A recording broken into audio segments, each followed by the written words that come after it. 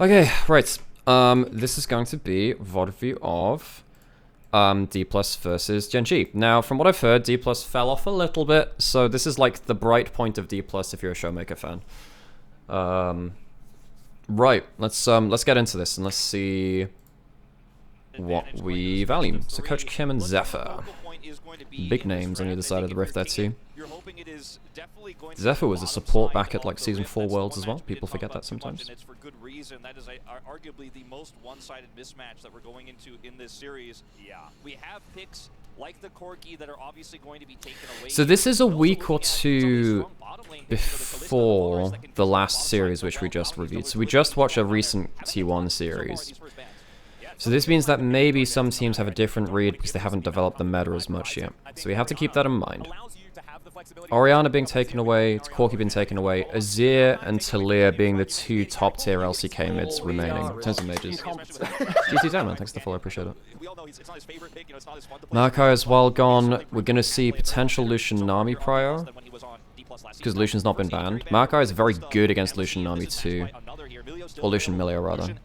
So many strong picks that can be just grabbed here from GENG. They might just go Milio first pick and see what is going to come through. That will be banned away. Milio banned away. So you're... Why would you ban away the Milio instead of the Lucian? Because the logic is this, right? You have two duos. You have Lucian Nami and you have Lucian Milio. Arguably, Lucian Milio is better than Lucian Nami, and they are traded sometimes for Aphelios Milio. What else is there with Milio that you want to deny? Because if you ban away the Milio, you're still facing the Lucian Nami, and you can't trade it for the Aphelios Milio. We have seen Varus Naught picked up later into the Lucian Nami, but not right now. Like, not right now.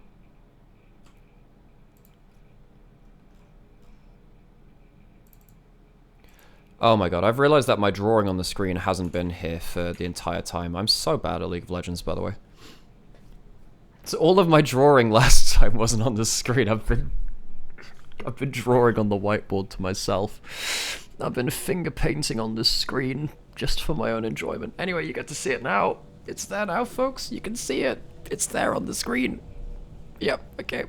Enter existential crisis over. I'm a good streamer, by the way.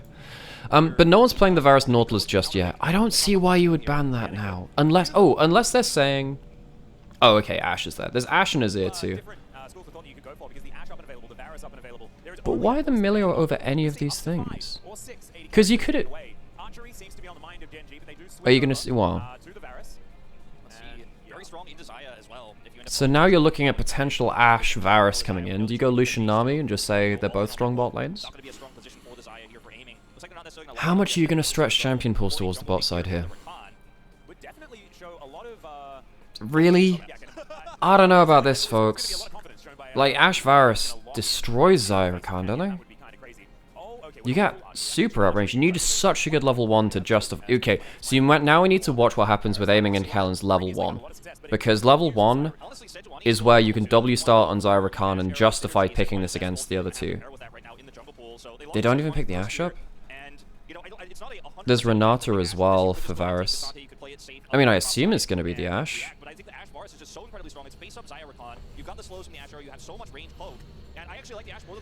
Sorry, you asked that question earlier, didn't you? What do you think about Faker having the best laning stats against mids in LCK? Do you think Old Faker is coming back? I don't think it's to the level of Old Faker, but I think that Faker is the best Orianna player in the world right now, and Orianna is ruling mid lane if you play it. So, that makes a good degree of sense. Sylas on 3. Sylas on 3. I mean, you already have 3 incredible ults to steal. You could... What are you afraid of as against... What are you afraid of as Sylas in mid lane? I mean, maybe you ban out... You could ban out Syndra, because Syndra's pretty good against the... I mean, you don't want to play Talia versus Sylas, do you? Talia versus Sylas feels awful. What mages could Chovy pick up? Because you're trying to play long-range magey mid lane here, I think. Syndra, Talia are the two which come to mind. You could maybe let the Talia go through. Okay, Yone's a good ban, actually. Yeah, Yone's a good ban. Because it is Chovy. Yeah. What else? Because Yone also weirdly can play at a very long range, because you can just E from out of screen, E, and then kind of run onto the screen and play from a long range and ping back. What else are you banning here, then? I think Syndra's pretty good against Sylas in an isolated 1v1, and can play at range, so maybe ban that out. But is Syndra actually that good right now? Yeah, she's not bad. I think you would have been fine playing against Azir, wouldn't you? Well, whatever, just ban it away anyway. So now I think Chovy's looking at what? Talia potentially? It's a bit of a risky matchup, but it's Chovy. Chovy versus Showmaker, they'll take risky matchups. These guys have all played 5 unique champions so far, and none of them have overlapped. It's kind of crazy. Is Rumble going to be taken away alongside the Lee Sin here, following up? That sounds like a good day to me. Building Warhammer while watching VOD reviews. That sounds like a good day to me. It was a common response. I like this a lot more because it's sturdier. It is not going to get run around if you fall behind. It is always going to be relevant. To a certain extent, same situation, right? Okay. So now you have oh my god, look at the backline threat which Dplus have, man. Silas with a good arrow. Rakan, Rel jumping forwards. Yeah, you need to lock Cassante just to have someone that can go unstoppable in the front line and be an actual front line with a chance of surviving. So last pick for Chovy. Yeah, I mean, I get that the Sylas Akali matchup is very versatile. I would have just maybe the logic is you see the Rel locked in and you're like, okay, there is just way too much backline threat to play a mage. But there's a lot of CC for Akali too. Akali doesn't like playing as heavy CC comps, and this is heavy CC, right? You have Sylas, you've got Feathers, you've got the Charm and the Knockup. You've got everything from Rel, and a last pick, which is likely going to be top lane disruption as well. Into Cassante, I mean, you can go for something like the Udyr, which is point and click on the auto, or you can go for something like, I mean, Rumble's gone. You're not gonna see anything too crazy out of Kingen, right? I don't think so. It's probably just Udyr. Well, no, you want something that can join the dive. Maybe it could also be Aatrox. Aatrox is also fine here for Kingen. Yeah, Aatrox is fine, and Akali's okay versus Aatrox. Thinking about it. Remember that King can also play Akali. It has been playing a lot of Akali, so it is technically a flex as well. This is so risky. Oh, King, okay. It's right. super risky, but it is going to be well, CC. I mean, it's a top laner that can run in with you. So now you have like 4 picks that are running forwards, and then the Xayah that is trying to just fend for herself in the backline, or at least put down Feathers to stop the counter engage. I actually really like what Dplus have brought out here. If you ever misstep as this Ashe Varus, you just immediately die. This is a very hard game for Genji. Need to play this so cleanly. If they make a mistake, then Dplus just run at them and kill them. This is really nasty for them, actually. But the same will be true of the Olaf in isolation if this falls behind. It doesn't. Go on, get into game. Let me move my camera back as well. We've spoken about this so many times. Kane is basically a mid laner who plays top, and Chovy's a top laner who plays mid. Oh, it's a nightmare. That's funny. Keen is a top mid laner that plays top. Chovy is a top laner that plays mid. That's great. I love that. Yeah, I agree. Olaf just runs through all of your initial CC and makes you feel really bad about life. Level 1. Okay. Oh, yeah, they changed things around. Yes, okay, so it's the Cassante mid and then the Akali top. Yeah, that actually... Wait, does that actually help you? Because, like, okay, so Olaf is mainly auto-attack damage, so Akali can trade beyond the wave quite well. Has Ignite for laning phase as well. I mean, isn't Cassante just a free lane for Sylas though? He just stacks first strike on you for forever. I feel like Showmaker just has a free lane now, doesn't he? And you know, some of the issues that Akali can run into in early games aren't really going to be a thing as Showmaker is lurking. Yeah, he is a long way from home. Has he started E? Can you get like a level 1 here? Oh, this is so BS. Oh, wow. So we did say you needed a strong level 1 to justify picking this against the Varus Ashe. Chovy's pushing out mid, but like he first blood to Showmaker and then level 1 ruined from this Ashe Varus. That is honestly take about Showmaker. That's a hell of a level 1. That's a hell of a level 1. He only misses like 1 minion as well. That's a really good level 1. You never expect the level 1 Sylas roaming to your lane. Like, who in their right minds expects that? That is insane. Ghost pop topside, Kingen got control over the topside. He doesn't even need to kill there. He just needs to get enough HP traded so that he can play the rest of the lane out without Keen threatening Ignite kills. Okay. When are we back in? Yeah, bring it back. We're going to check this one out, and yes, Aiming got to see the minion wave at level 1. He may not get to see the minion wave again, unless there is more pressure put on here towards bottom. God damn. This is what I was saying, you know, we're going to relieve some of the pressure, get to level 2 first here, as Lehens is going to hit level 2 right here. That is an insane level 1 from Showmaker. It gives you so much pressure. It gives you so much pressure in bot lane. Zyra Khan beating out the Ashe Varus, you never expect that to happen, and now your draft flips on its head, so Genji need to really quickly revisit what they're doing across the map. It's a good kill on topside from Canyon. He should like... Kingen just kind of like doesn't manage to crash the wave well enough after his level 2 all in, which is sad for him. Punishes the level 1 Halo Blades attempt from Genji. That's so free. He doesn't even need to blow his teleport to get back to lane. That is insane, man. Kingen though just like he doesn't crash his wave well enough. So Kingen holds the wave well outside a turret. And now you got a kill on the Akali, which is now a problem. Silas Akali in mid game is gonna go so hard, by the way. Because both of them have got kills. Yeah, he played it in the finals against Faker's Talia and just walked up and obliterated him. Was I think the last game he played of it back in summer. And yeah, he's very good at this pick. He's very comfortable on it. Showmaker picking up first blood isn't really going to put a damper on his day. As you can see, he already has a significant CS advantage here in mid. Is once again action here on top. Okay, the wave's actually slow bouncing back. Slow pushing back, rather. Kingen just looking to get as much poke as he can with axes. Because the way that Olaf wins this lane is by good enough Q. Yeah. Heavy. Yeah, if you land the knock-up, that's probably a kill, actually. Wait, is it? Without Ghost on Kingen, maybe it's not, actually. Maybe I'm wrong, though. This game is so different now that bot lane is not the overwhelming presence that it should be. Because if you don't have control over the bot side of the map, it means that Canyon has so much free reign to walk into enemy jungle and to stop someone like Showmaker getting out of lane, because he has to be respectful of bot river because Varus Ashe have pushed in bot lane so hard, which then gives Canyon the ability to control bot river. At least topside's going well for them, but this is... yeah. The Zyra Khan being a threat also unlocks Kellen to be an engaging threat more powerfully later into the game as well. They're ahead in CS, they haven't had to blow summoners. Kellen can probably get himself some roams on resets as well. This is something that's quite important to talk about, which is when you have a roaming support, if you are winning lane, you don't always have to pin the enemy lane under turret. You can just have your AD carry reset while your support goes and roams somewhere.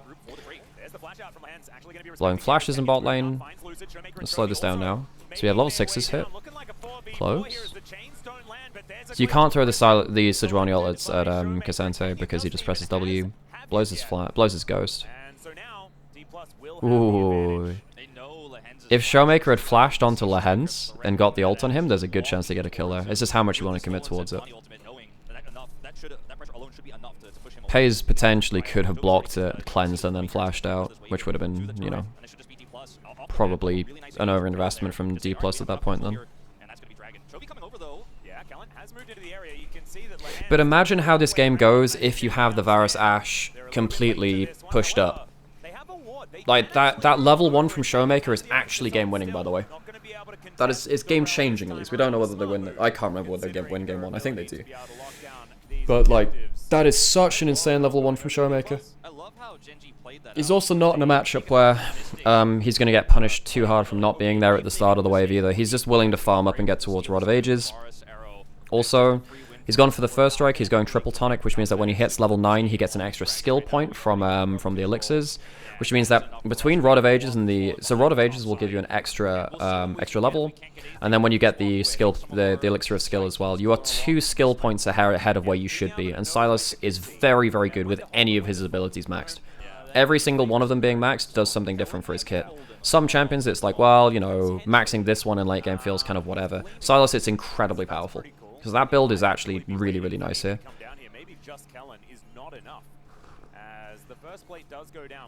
Okay, right. Speed up the bot again.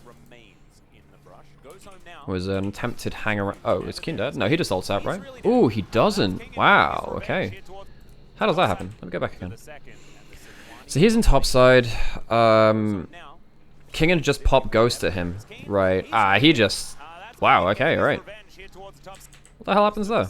We didn't see the start of that. Okay, I assume we're going to see a replay of this. I assume we're going to see a replay. I don't want to like watch and live and try and tell what happens from the minimap, because that's effort. Come on, surely, show us. Surely it'll show us. Come on. Because nothing interesting. Come on, show us the 1v1. I want to see how like King actually outplayed that. I would imagine it's just Keen disrespecting where Lucid was and trying to hold on to his ult for as long as possible. Because Akali without ult at rank 1 is... It's a very long cooldown, and it's really annoying for your matchups everywhere. Playing around Akali ultimate is something that we have done for a long time. I hope we see more Cap, Silas, and LEC. Yeah, for sure. Cap's had a really good series, by the way, versus Fnatic too, on the whole. He had like some dumbass moments with his positioning on Hwei, but on the whole, he was actually very, very good. Sounds good. We've got a lot of games to get through today, so we'll... Oh, shit. Oh, just as I speed it up, I need to actually slow it down. This... I should actually look at the minimap to see what's happening. So, Grub's taken on top side. They have full information that Grubs are being taken. Did Akali get seen in the pit as well? When was Akali last seen? Because she had... No, she doesn't have teleport anyway, so that's fine. So, actually, that doesn't matter at all. Chovy's roaming bot side, so he knows that... I think what he's doing is he's trying to see what was happening with like maybe someone walking in through here and walking down through the river. It's a decent place to recall to try and be a living ward, but he doesn't see Lucid there in time.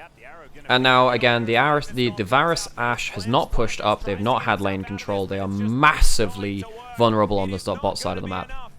They get to wait until their next round of cooldowns. Kellen's full HP. Okay, so he actually manages to get back here in time. So he's based, he has a full buy. You've got the next cooldown of the Blade Caller back from aiming, but he needs to... He dies for this, right?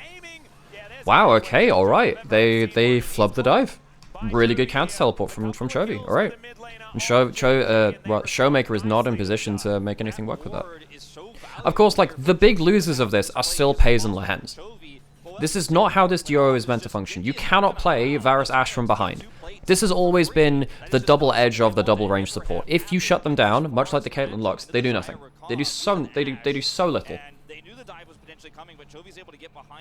Like, what do you do when these two are behind? It's almost unplayable.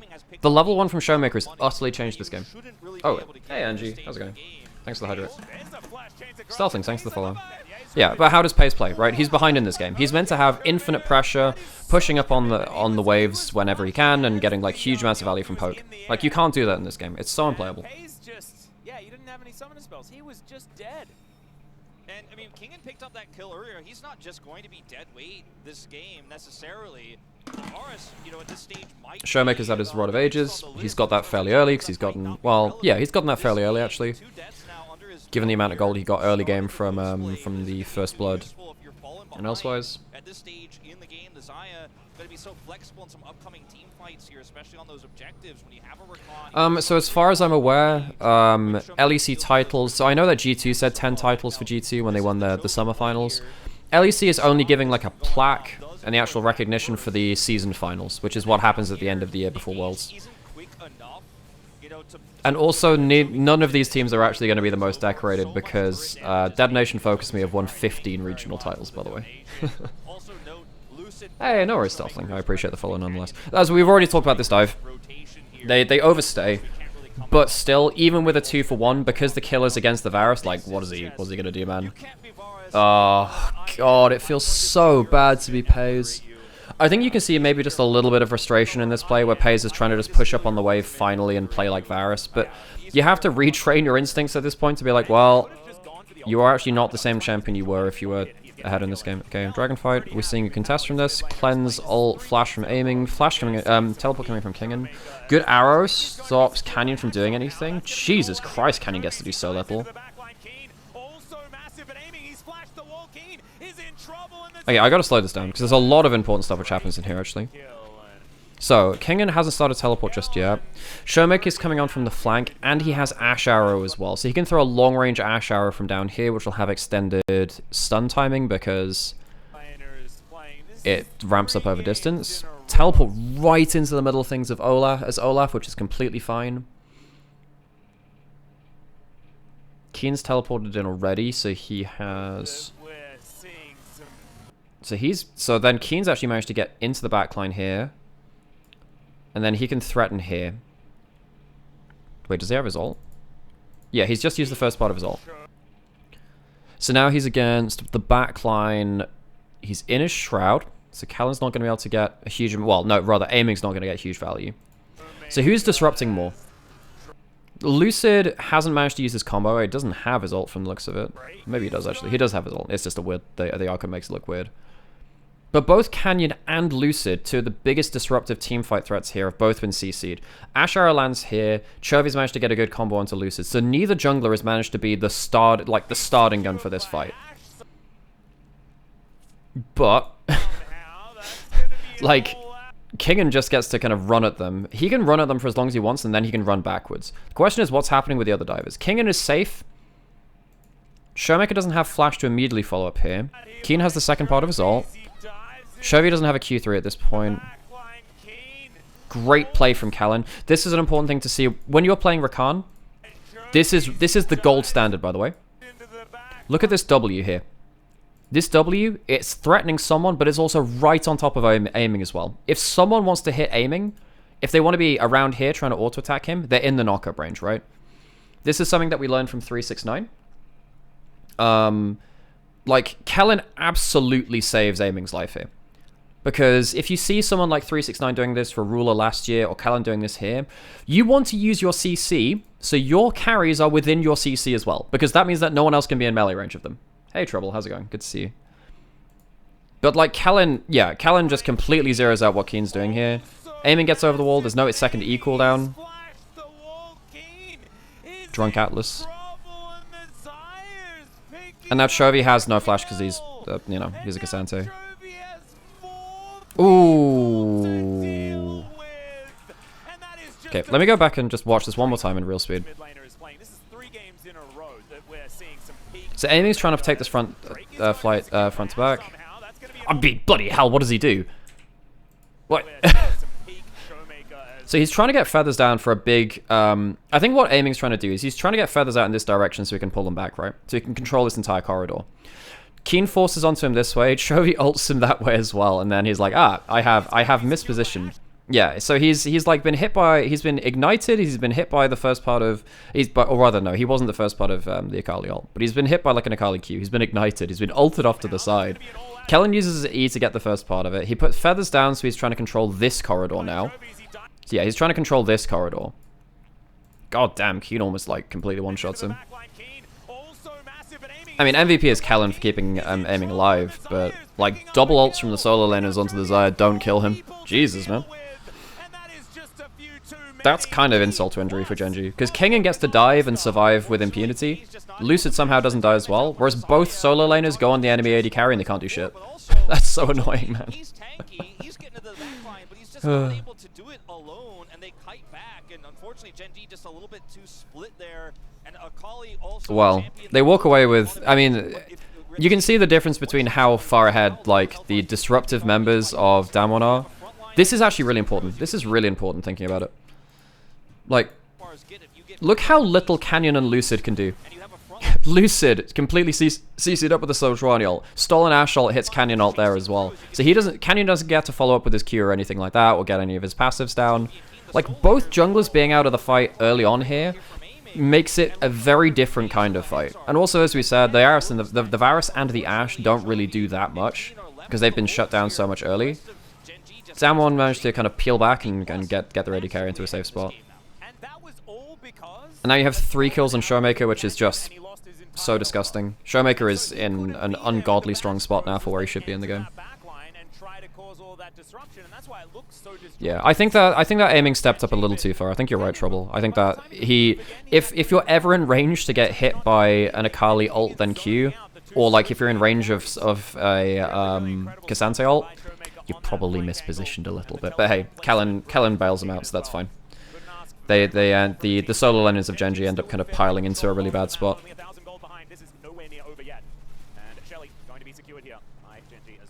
Okay, so... Oh, okay. Stolen Sejuani ult does things. I suppose that was just on cooldown. Well, no, he just stole that recently. That's not like he had to use it for the not the cooldown of it, but like it was running out of its duration. Maybe he thought he could combo up with Lucid. He's going to be dealing with an Olaf that's super tanky. The Xayah is super accelerated, and Showmaker is always going to be a threat. But again, GENG are playing this game out without a bot lane basically at this point. Like, you are actually behind in CS against the Xayah Rakan. That is so sad.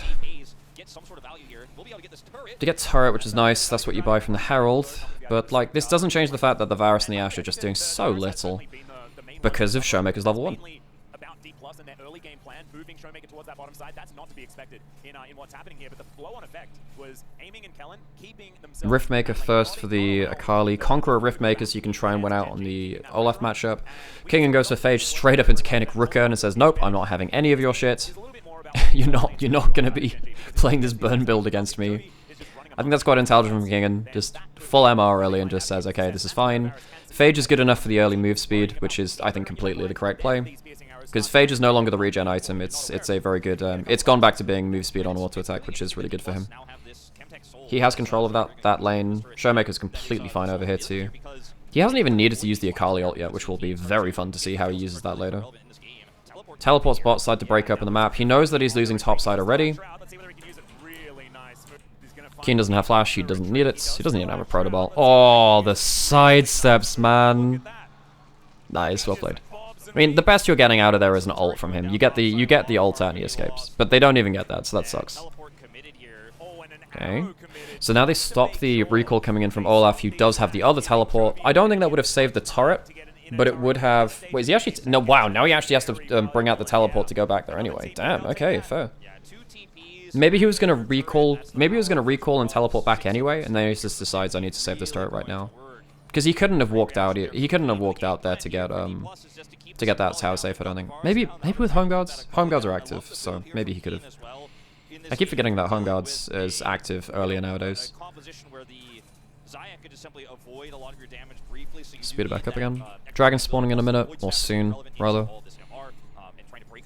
Lichbane from Showmaker. Jesus, Lichbane is going to do so much work. Lichbane is such an OP item, by the way. It's the one major item that gives you damage, and good damage, and then also good cooldown reduction. Lucid's managed to get right into the middle of this. Forces the flash out of Lehens, so he can't play the next fight at all. Like, Lehens feels so shit now. How do you play this game? Kingen has Ghost. He's ready to rumble. But like, you can't do shit with this Varus and this Ashe anymore. Like, they're not being the poke threats that they need to. They're not safe to do much. King gets CC'd. Showmaker gets to pull out an ult here as well if he wants. Ooh, that's a bit far. You don't manage to catch Pays. You catch the Akali. And I think I trade... Yeah, you take that trade any day, actually. Because this Varus is not a threat, again. Showmaker gets to use the Akali ult if he wants. He's still holding on to it. Yeah, the only person that's killing Santi is really the Xayah, though.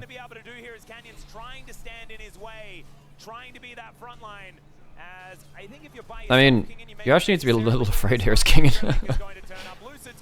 Okay, he pulls the all out. Nah, I mean, Showmaker's ult was just running out anyway. Yeah, it's a shame. And now, Shovi's going to be dead for the setup of Baron, because we're just getting towards 20 minutes. He's dead for 30 seconds. He can teleport back into the play, though. All this means is that DK... I mean, they get Dragon, and they get probably uncontested vision control. They can't start the Baron, but they can get some vision control, because one of the solo laners is off the map. Right on top of Lehens, who has no flash. Pays is not a factor, man. Oh shit, I keep tapping the wrong thing! My hotkeys are bad! Professional streamer, by the way.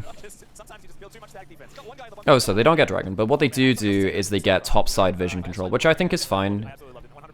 With Chovy dead, and kind of like, but the amount of time it took to kill Chovy means that you don't have a free run at Dragon, but it does mean you're on topside and you get some vision control, which I think is fine. What happens there? Okay, so they take Dragon. Because they know they're on Dragon, they have like a couple of seconds to make a play mid lane. Really good cleanse. They get 2 ults for that. Which now that means that you're playing around, trying to fight around vision without 2 of your big long-range initiation tools from GENG. Really good window of time from Damwon. Well, because look at this, right? So you get the notification pop up on screen. You have the notification pop up on screen that this is here. Showmaker is teleporting towards bot side. This is a little weird, I guess. But then you have basically a window of time where people are coming off of the Baron, and there is an exposed Varus in mid lane. So Kellen has his ult back up, so he has this brief couple of second window of opportunity where people aren't in position to go mid lane to look towards this. Canyon does just about get here in time, but it's a nice window of opportunity where once again Pays is pushed up too far. That's nice. That's good. Just getting the bonus out of that. No. The actual keys of my keyboard are not actually that bad. I actually cleaned my keyboard, folks. You look at that photo, the actual keyboard itself is not dirty. It's the wrist rest beneath it which is actually dirty. That's actually what's dirty on it. Because this is a 6-year-old keyboard, and it's got it's the Razer Black Widow V2, which is what Faker uses, by the way, and it has like a fabric kind of cushioned wrist rest. But because it's just been so long and it's just abrasive over time because wait, is he just dead? Wait, what the hell? Yeah, it basically means that it's just an old wrist rest. That's what it is. So what happens here? So Kingen, he doesn't have armor. How does he die for free like that? Dude, you've got ult. You've got ult if you need to immune anything. Sweet, it's an arrow. Okay, gets slowed under turret. Slowed again. Ult's way too late. I mean, he just completely underestimates the Varus. God damn. Whether Showmaker can do anything to help out here. 4 versus 5. They have softened them up a little bit. But GENG, they are on the prowl. So GENG realize, okay, so part of their front line is gone, but you do have a lot of ults still available. Well, no, you have Showmaker's Akali ult still available, which means that your backline is not safe. Showmaker is so powerful. Okay. Yeah, Pays just doesn't get to live. But like you got Akali R2 still. You still have Akali ult. Yeah. Yeah. This is so hard to stop the Showmaker rather. Silas getting onto your backline. God damn, he's fed. He's just so tanky. Lucid is at this point. The only one who could really hurt him is the Akali because he built that Frozen Heart, which is so cheap on this patch, and he's just like, all right, I'm looking for the re-engage. We will break through this, and Showmaker is so big, so fed, that it's really easy for him to turn that one around. Now, it looked disastrous from the outset because the spread too thin. Showmaker's trying to push the side lane, the 3-manning here after trying to take that global right away. Kingen pushes too deep here. Does half the work. Aiming, trying to put down feathers again, but he's just a little bit out of position, so his ult's not that valuable. Yeah, Lucid gets right onto the right targets, but like, how do you play this out against the Silas at this amount of items with a lot of your CC down? You use your flash to get that kill in mid lane as well as Pays, so there's no way you're getting away. No way. You do not get to play your Varus Ashe lane. No, and Pays still not really allowed to. Doesn't have the transformation yet. Probably wants 4 items before he's really going to be scary. Okay. All we are is... Thanks for the follow, Finny Boy. Appreciate it. Forever, because soon he's going to need a few extra items before he's going to be able to withstand that. I mean, sure, if you press R and then manage to actually get as many auto attacks as you like off, but if Pays is there to actually get poked down, then he will take some meaningful damage. Showmaker level 16 now. He's got his... Yeah, full Zhonya's from a Showmaker. This Silas is unkillable and also kills you in return. He's level 16, so his ult's a super low cooldown. He won't have the Akali ult just yet, because it's like the internal cooldown of stealing that one.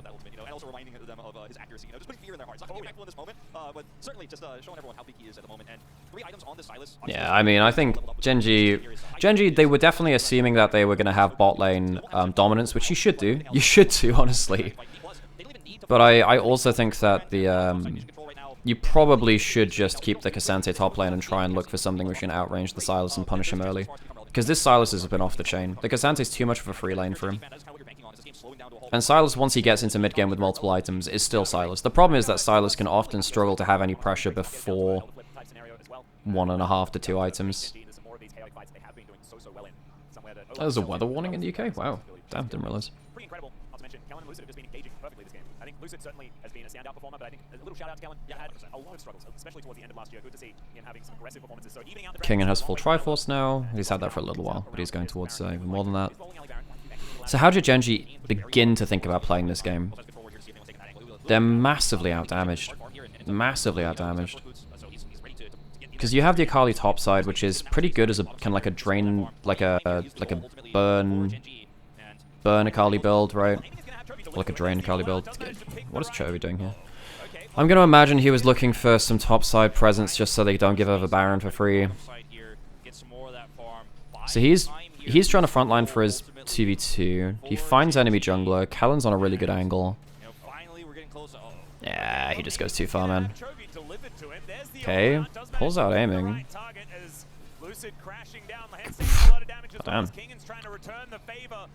Chovy lives. Wait, does he live? But at what cost? So King and Pops Ghost. He doesn't have Ragnarok now, though. Canyon has ult. Lucid Block's part of that. CC Chain, but the W is really good. Really good Varus ult. Oh, that's a huge overchase from Dplus. Showmaker has the... Yeah, it's a nasty Varus ult too. It scales an AP. Nice. Showmaker still has Zhonya's as well if he needs it. Cleansed out. He's level 16. There's a chance he gets a second ult before this. If he stays in range of Keen and gets an Akali ult here, this is an absolute wipe, by the way. Now look how low his cooldown is on his ult. Okay, Chovy buys a lot of time there. Fair play, fair play. He actually buys a lot of time. I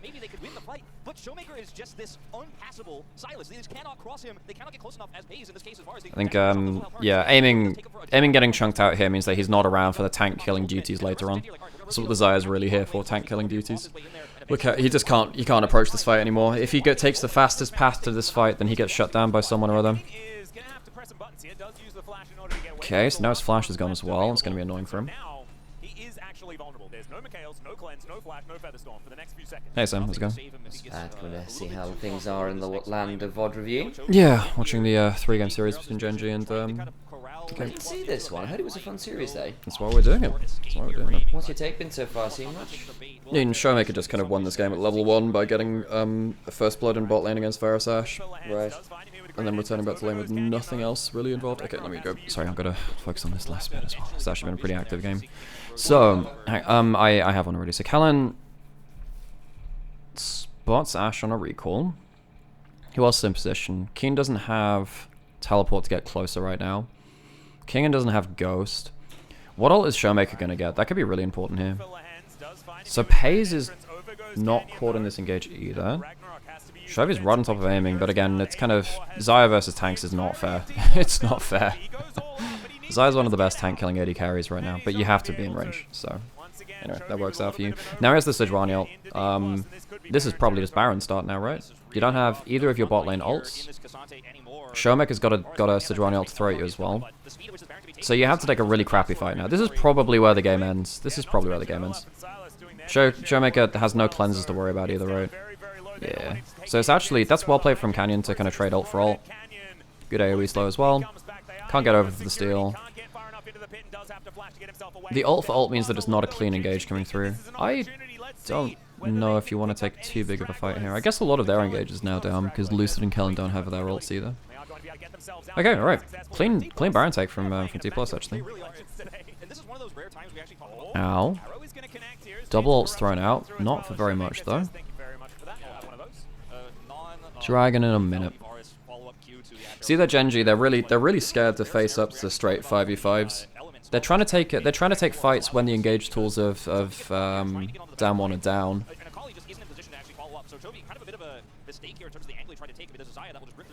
I think when everyone has all of their tools available, down one massively went out. Especially when Showmaker's got good ults to steal, which he always does. He will always have a good ult to steal. Sejuani, Varus, Ashe, all of them are very good damaging CC ults. I believe in you, Tak. You can go to Tesco. Dragon's up. This isn't gonna, you know, it's not Soul. I do think that when you have Silas Akali, stuff like Olaf and Cassante as well, actually Chemtech has a lot of value this game. This is one of the most valuable Chemtech souls you're gonna see in this game. Ooh. Is he gonna be able to steal Akali ult there? That would have been really nice to take for the next phase of play. How good of a game has this been from this Silas though? Like, this has been a really good Silas game from Showmaker. This is insane. Big threat every fight. Great ults to punish people. Baron Bush now crushing in as well. He can be just on a side lane. He has 4 items. There is like no way you're shutting down this Silas in a side lane, not with the damage that you have. You do have Paze at like okay damage now. He's gone for a Lord Dominates Regards instead of a Cyril, is worth noting as well.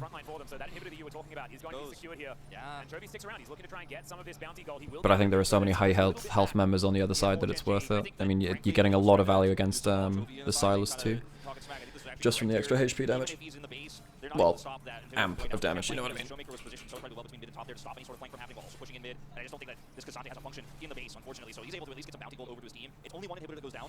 So, you know, Genji holding on by a thread here. There is still hope. It's not looking great, Atlas, but 4 items now for the Varus, your phase. Oh, he's got his opportunity to pick up. I really like that. The bad damage knock. I thought it might have to be the more defensive edge of my choice, but decided to go instead with the opportunity. Very much like how the Varus is having functioning with that one. Also worth noting as well, when you have these items as Silas, this is a, I mean, besides, yeah, I mean, or rather when you have these two really, Crypt Bloom and Lich Bane, they are really good damage for you, but they also give you some really good cooldown reduction core, which, you lost a lot of cooldown reduction as Silas in this season. You don't have, like, cheap cooldown reduction items. You know, Everfrost was really good for him for that purpose. It was just a really good stat stick for him, plus the active made it very easy for you to hit your E2. The Lich Bane and Crypt Bloom, they're very good damage for you, but they also give you, you know, combined 30 ability host too, which is nice. If you're drawing, it's not showing again? Really? This doesn't show if I put it there? All we are is Does this not show? Huh, maybe it doesn't. Is that not showing? Weird. No, you're not. You are right. No, it's not. Epic Pen. Where's my Epic Pen gone? You're not doing the thing? Huh, weird. Hey, Fresher, how's it going? You're right, that's weird. I have no idea why that changed then. Incompetent. Left gun, thanks for the follow, I appreciate it. Okay, well, drawing should now be working again. Not sure why. 5k gold lead. I don't think the gold lead is like... I mean, the big thing now is that actually Varus is now a factor again. But can he kill the tanks? Actually, no one on Genji can get through this amount of HP from Dplus. I think you can kill the first target, but then if you've used all of your tools, you don't kill the second target easy. Galen is on a massive flank here. He's just been spotted and he knows he's been spotted. He also knows that they're now... Yeah, he's fine. He's fine. He wasn't even caught by the slow. Showmaker has a Kali ult. The backline cannot play against them late game. Silas carrying that ult, it's actually impossible to play around. Baron's up again. That is looking to punish the first person in. Showmaker's looking for a way into the backline. He can kill both the backline here. This is actually so unplayable. Yeah. Ow. Use the... Yep, it's a good Zonians. Yeah, it's actually unplayable. Ooh, good combo again from Showmaker. But how are you meant to approach that? You walking through enemy vision like that is so unplayable. Baze is on 0 HP as well. Run, Baze! Run. Do I like this tankier Olaf build? Yeah, I do. Yeah, I think this tankier Olaf build really works well in this game. It means that Akali can never threaten blowing up in the game in a side lane. I really liked Phased into Kaenic, and then just finishing off the Triforce after. I think that gave a lot of value. It meant that Keen just couldn't play he couldn't play the way he wanted to either. So to kind of recap on that, right? You had Keen, who couldn't really win through side lanes the way that you want to as the Akali, which is what they drafted for. They moved the Cassante into mid lane to give them that good matchup. You had Pays and Lehens, who were shut down from level 1, so they couldn't get control over the bot side of the map. And then what that meant is that the Xayah is such a big threat that even the tank frontline of Canyon and Chovy, they die in every fight that they dive onto the backline. So Genji have this pretty much impossible situation where they don't have control of the Varus Ashe lane in the way that they want to. They're not winning through side lanes in the way that they want to. And then somehow their front line has to find a good fight, knowing that they don't have any tank shredding capabilities, whereas the tank shredding capabilities of both the Xayah and also, let's be honest, the Olaf as well is so disgusting. So right the way from the level 1, Showmaker denied the control of a bot lane, which would have made this game so much easier for them. If Varus and Ashe are ahead in the game, the Xayah and the Rakan can't get up to good items to kill tanks. Also, Kellen can't get into a good position to flank on the game because he's constantly having to protect Xayah under turret. And then because then you have to call down like Rel and Silas to try and help these two, that means that Keen has a better access into the game as well. Like, everything changes from this level 1. Everything changes because the Varus Ashe... Yeah, they need to be ahead in lane. Their whole game plan is about being ahead of the game. So, yeah, the level 1 play from Showmaker, it tilts this entire draft. Really well played from Showmaker. That one play, like, completely slaughters this game. Okay, let's get into draft 2 real quick. I want to get through this series real quick, and then we can get onto another one after that. Don't keep you guys waiting. Okay, so first band's coming through. We have same sides. So you still have Lucian Nami stuff available. There's Varus available, Senna available, Azir, Talia, Marco as well. Marco is very good versus a lot of the meta bot lanes we have right now because he's very he can engage without... He can engage and reassess whether he wants to, like, follow up on it. You throw the ultimate, but you're not under threat to follow that up, right? If you think it's a good engage, then you can W forward, but you can just throw out the ult, and that's normally fine. It's good for disengage and re-engage. Now if you're playing Lucian Nami into the Maokai, you feel really bad about that, or even, yeah, because if you go forward as the Lucian, the Maokai is always there to kind of punish you. If you're in mid lane and you dash forward and Maokai's like on crap, he's on Raptors or Wolves or something like that, then he just pulls his ult and then your all-in fails. So it's really bad for Lucian. It's one of my favorite counters into Lucian lanes. So you know that the Nami's coming on 3, so you don't have to worry about anything else. You can even lock in a mid laner or a top laner now, knowing that you're happy with that. But you may as well lock in a stronger laning combo. So they lock in Pays as a Phalos, which is very, very good. This has been one of the answers into Lucian Nami historically, because they have early lane pressure. It's somewhat worrying, you know, when we go back to some of these more tried and true combinations. But yeah, so we know this is coming through, and let's speed this up.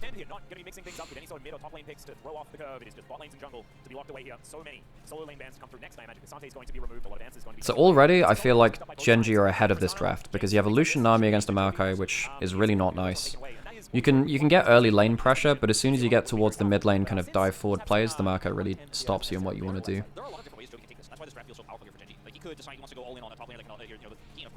GENG banning out some split push threats like LeBlanc. K'Sante is a very good blind pick to ban away from the side of Dplus banning that as well. It's good.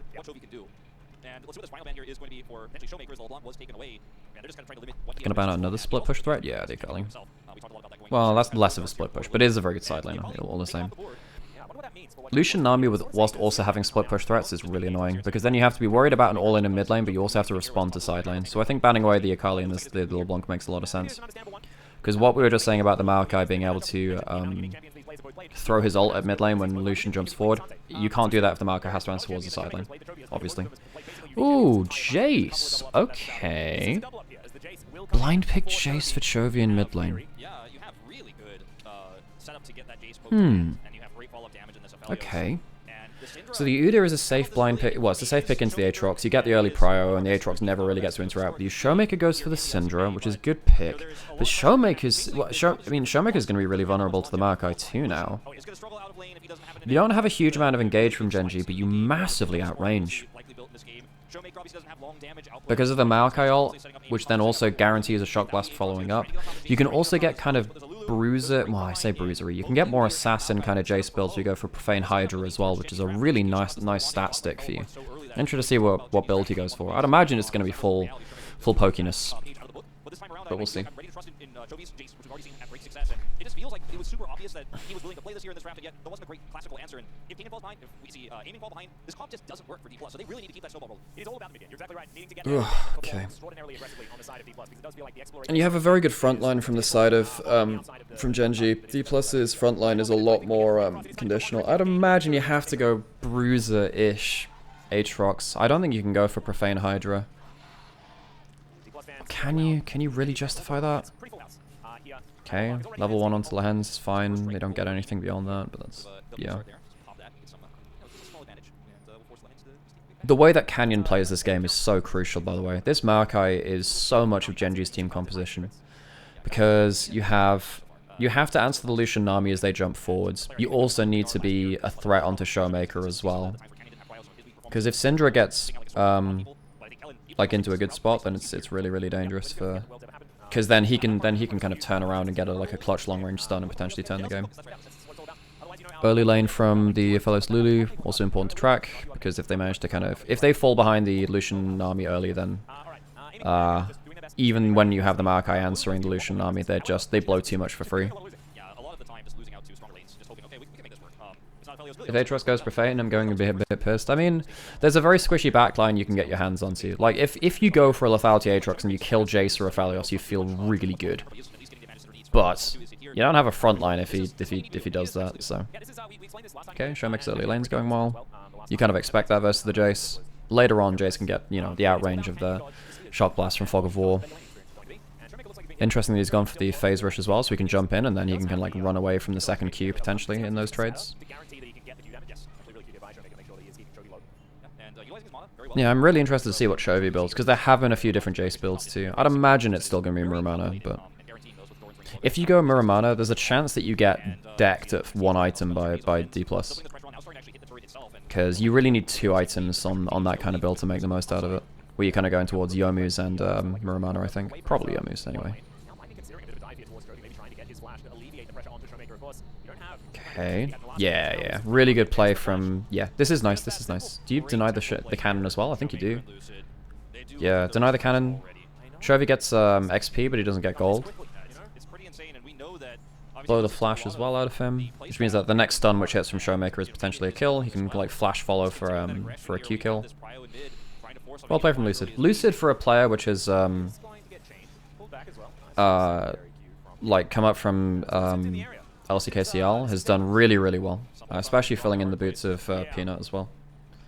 Not Peanut, sorry. Canyon, obviously on the other side of the rift, who used to be on Damwon for a very long time. Showmaker's got triple tonic. Syndra's another champion where all of your abilities maxed out means an awful lot, so the extra pot there is nice. The extra skill pot rather. Showmaker going for cooldown boots. Do I like that? Well, it gets you stacking better, because early into the game, and mages don't have that much cooldown reduction now. So going for cooldown boots can help you get, you know, extra cooldowns of your stuns, which is nice, and then the amount of double hits that you have on enemy champions gives you more stacks on a like an 8-second cooldown or whatever on champions, but you know. Nice, bubble in bot lane. But yeah, this is why you pick the Aphelios Lulu. It allows you to kind of hold down the Lucian army just a little bit. They're behind in CS, but they'll get themselves basically even actually with the wave crashing, and that's fine. Yeah. So we have double support item for this patch as well. The Aphelios is less good at using the double support item than the Lucian because you're less good at using Sheen procs. But it's still extra gold in pocket, so it gets you through to your next item, which is fine.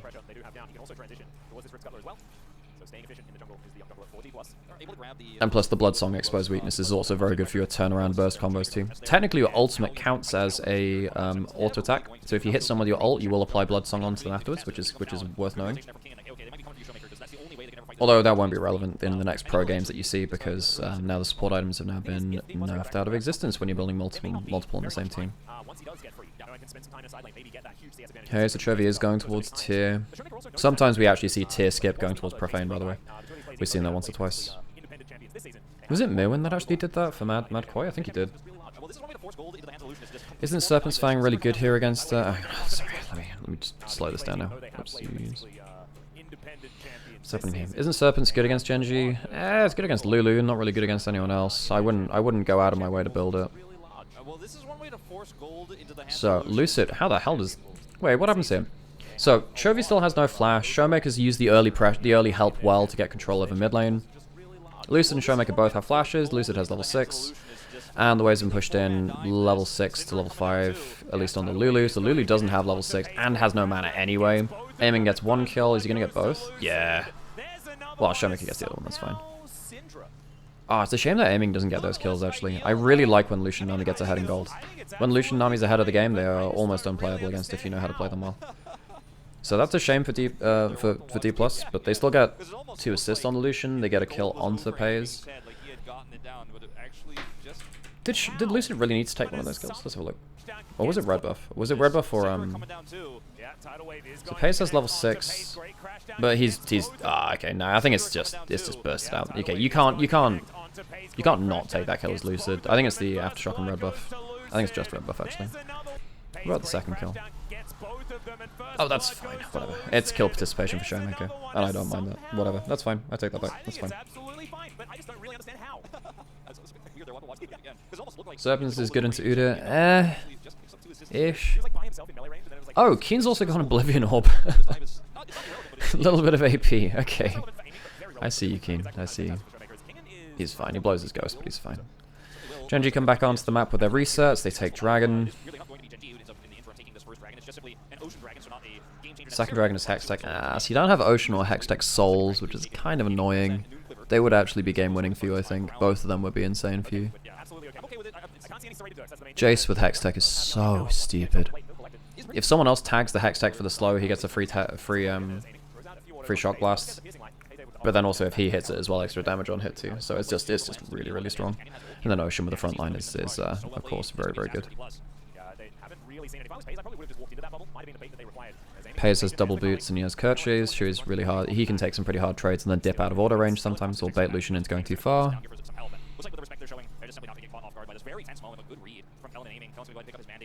Showmaker's almost towards first item. Let's see exactly how Showmaker steals. I think it might have been a spear scatter last hit. It was. Yep.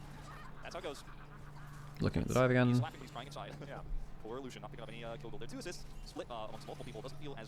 Yeah, I mean, Chovy has done really well to keep up in CS, but that's Chovy. Chovy will always get himself CS, like even in very difficult situations. This is one of the best things about him. Okay, but he's got tier 2 boots, and he's got Merc Tread, so he's safe. He runs up towards Canyon. That's good. That's good for him.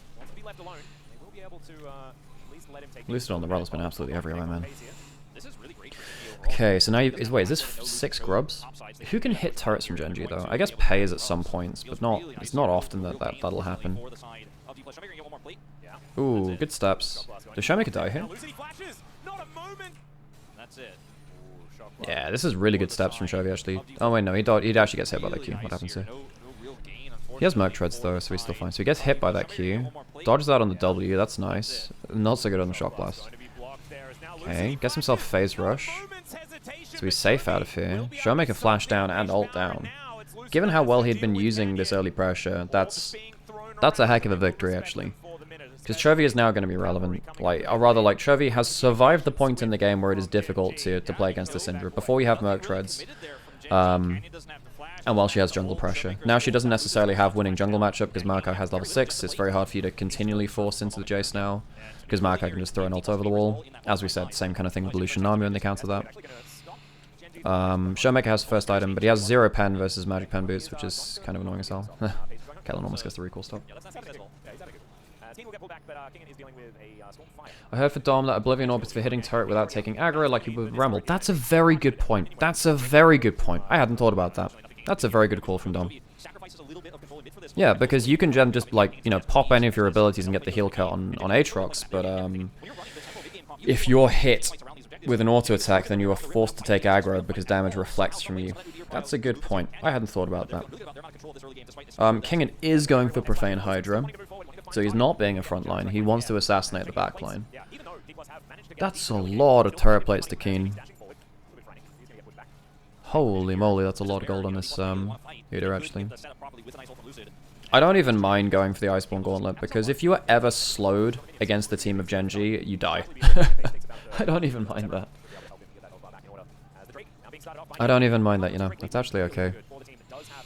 Starting up Dragon. This one's for free. I mean, giving over Dragon advantage sucks, man. And they misuse that power. I mean, you're at 1 item on the Lucian Nami, and you're not able to, make the most of that. GENG have done well to shield this bot lane. Besides the 1 dive, they've done quite a good job of shielding bot lane. Mid lane survived as well. Given how this early game was going, I think GENG are very happy with this. And then they've got a huge amount of gold on top lane too, so Keen's going to be an annoying front line to go through. Showmaker needs Crypt Bloom second, probably. Which means that he's not going to be scary one-shot build. He's going to have a lot of cooldown, but this is not going to be a stupidly fed Syndra either, which is a problem. You can't afford to go full pan with a Storm Surge or something like that. We saw Knight go for Storm Surge first actually, which I think... Yeah, it's annoying as hell. Quick pause, quick pause. Hey Yepa, how's it going? Thanks for the follow, I appreciate it. Welcome to chat. We're sitting and catching up on some League of Legends, man. I mean, Lucid buddy, there's no one there for you. You are alone in this world. There is no one here to protect you. Trying to keep Canyon aggro on Canyon. Could he have done this earlier to... Well, no, he can't. He can't have done that earlier. Oh, so this is after the pauses come through. So then he comes through into this point. You don't have the Lucian here. Your Syndra doesn't have skills at this point.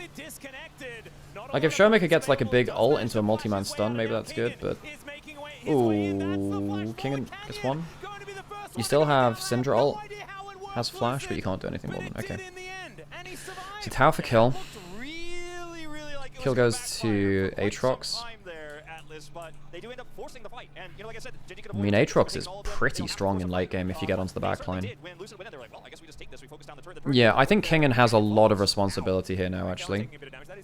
Because if this Aatrox gets a good enough flank angle, you can one-shot the backline. That's one of the great things about Lethality Aatrox, right? Especially with the Profane Hydra, it's so many good stats, folks. Hey, Lanky, thanks for the sub. I really appreciate it. Thanks, folks, for all the support this week. It's been really cool. So this is just after the pause. Kingen gets himself a good angle. If you can replicate that, but Kingen manages to get himself on a good flank, he's going to be a big threat in like backline. The problem is that if you go for Profane Hydra, you lose out on the individual matchup versus the Udyr. And stuff like Cassante too. It's the same into all of these. You give up 1v1 threat, but you have great ability to impact teamfights later. I think Birdall's been very good at that in LPL.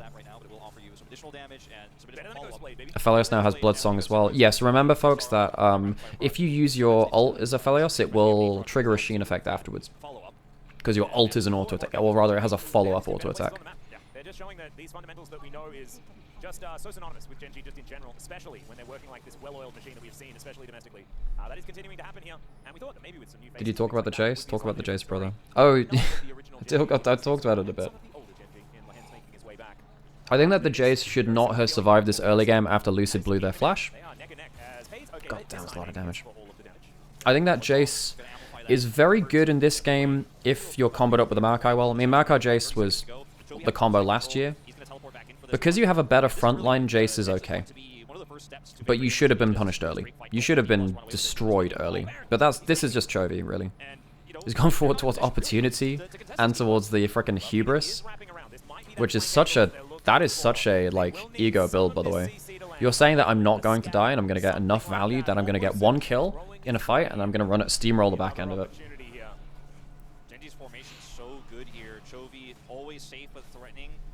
Storm Surge on Showmaker, but it's into a lot of MR at this point, which just kind of sucks. I think you need a Crypt Bloom, you know.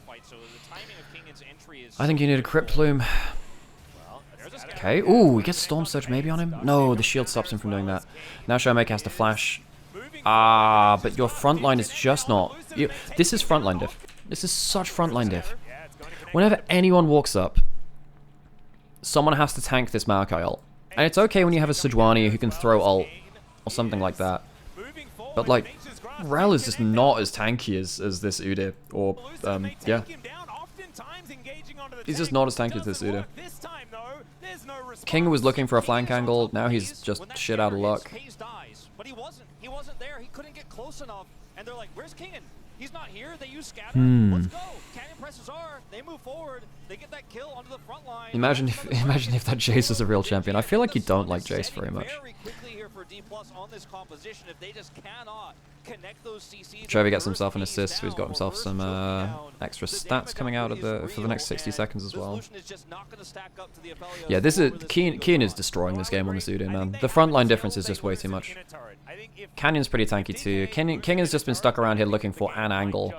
But if there's one thing which GenG is very good at, it's about controlling vision and the terrain of which they fight. In mid and late game anyway. They're very good at organizing their way around objectives, so it's hard to play a flanking Aatrox into GenG. It's one of the reasons why Zeus can sometimes struggle versus GenG too. Because he's looking for like the miracle flanks, but GenG are very, very good at stopping that. Pays good discipline, so he doesn't die for that. Good stun! Ooh, there we go, Showmaker. Good combo, actually. That's a good combo. This is what they need. They need to land these. Okay, now with that kill, what can you do? You don't have a lot of your ults. And you can just walk up to this with a Maokai ult. And there's a Jace there, so you can't even start Baron. Even though you've just broken mid-turret and you've just gotten a really good kill, you can't even do... In another game, maybe you could start Baron, but you just can't here. Okay. Okay damage on the Showmaker. But like, look at the difference in how you play around front lines. Just look at how different you have to play this. Like, Keen just does not give a fuck. Keen doesn't give a fuck. He just walks forward. He walks into it. He has the Lulu ult as well. Like, Keen doesn't have to give a damn. Hey Jonas, how's it going? Good combo from aiming. Again, this is what you want to be playing around with the Lucian Nami. You find a moment where the Maokai's not in position to answer them because the ult was used last play. So this is a good timing for him down one. You know, it's bad going for these kind of plays when there's a Maokai ult available, because then you're kind of stuck shit out of luck having to blow cleanse or flash because you've dashed forwards. It gets them back on track. Like, this is what their game plan revolves around. And if they can use the momentum that they just managed to pick up. So, okay, so you're getting towards 3 items.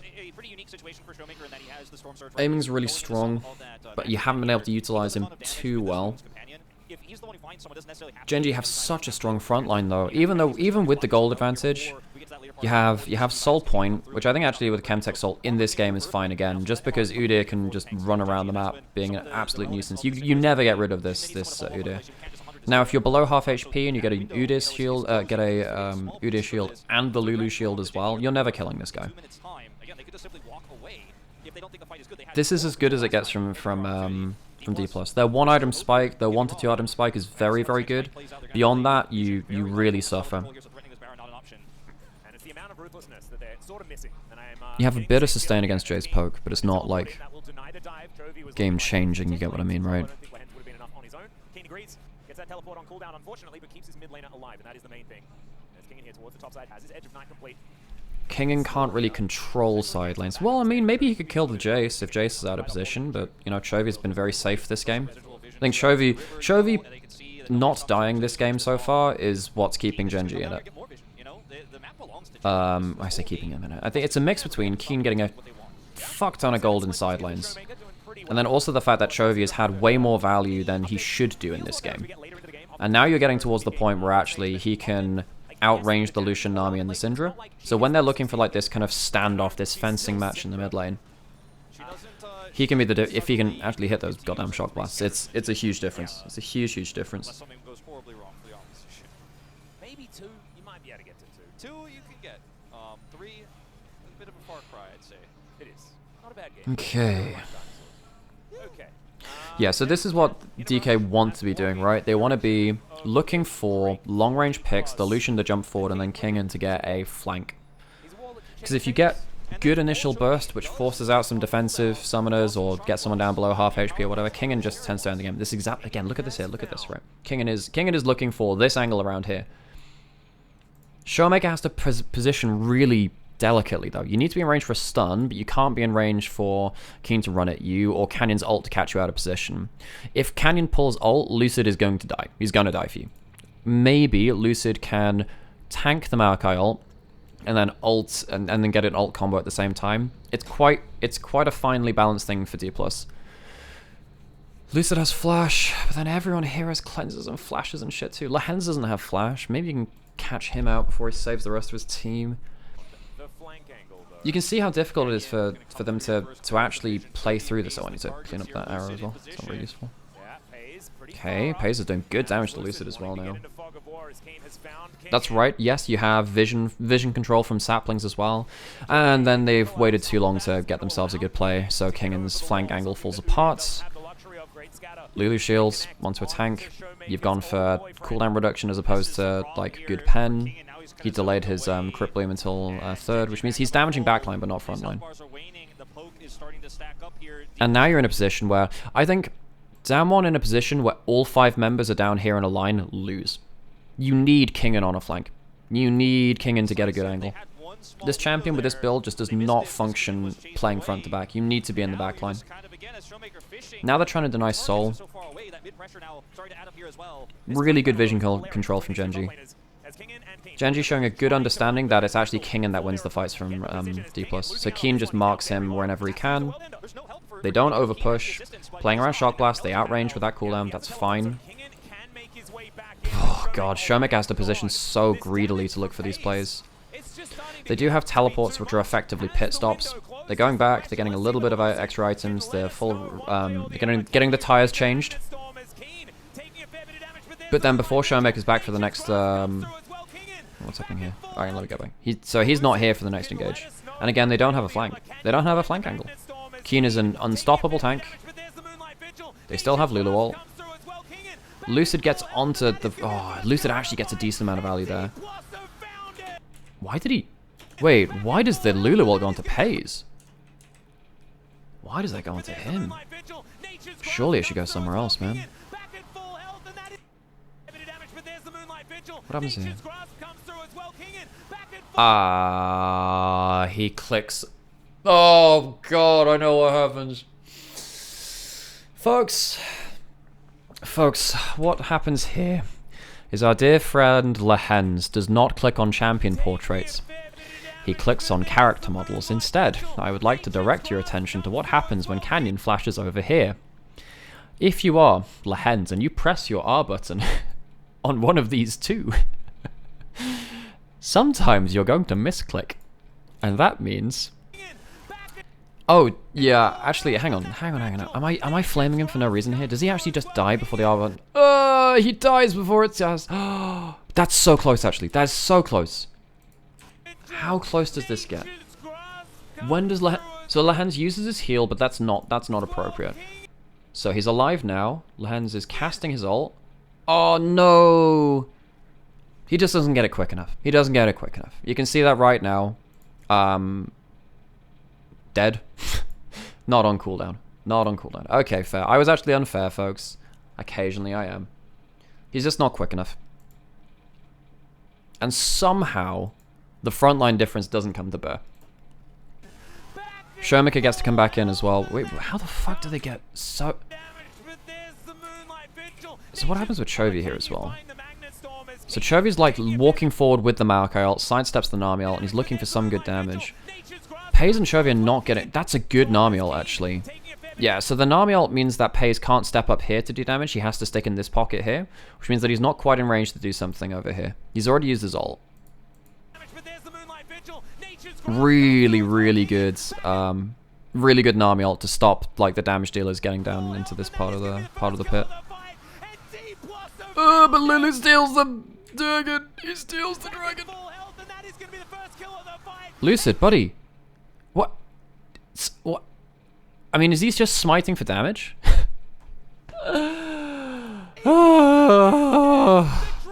He smites for damage. He's too afraid of Keen. So Chemsec's soul is taken by a Lulu, man. Because Lucid does the smite for damage onto Keen.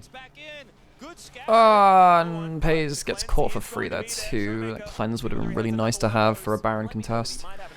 No, I don't think you can go towards this now. Even with Caliber and fishing for Qs, I don't know whether you can go towards this. If you had cleanse, you might be able to cleanse flash for some big ass combo, but this is getting away with murder, folks. This is getting away with murder. Oh god. I don't know, man.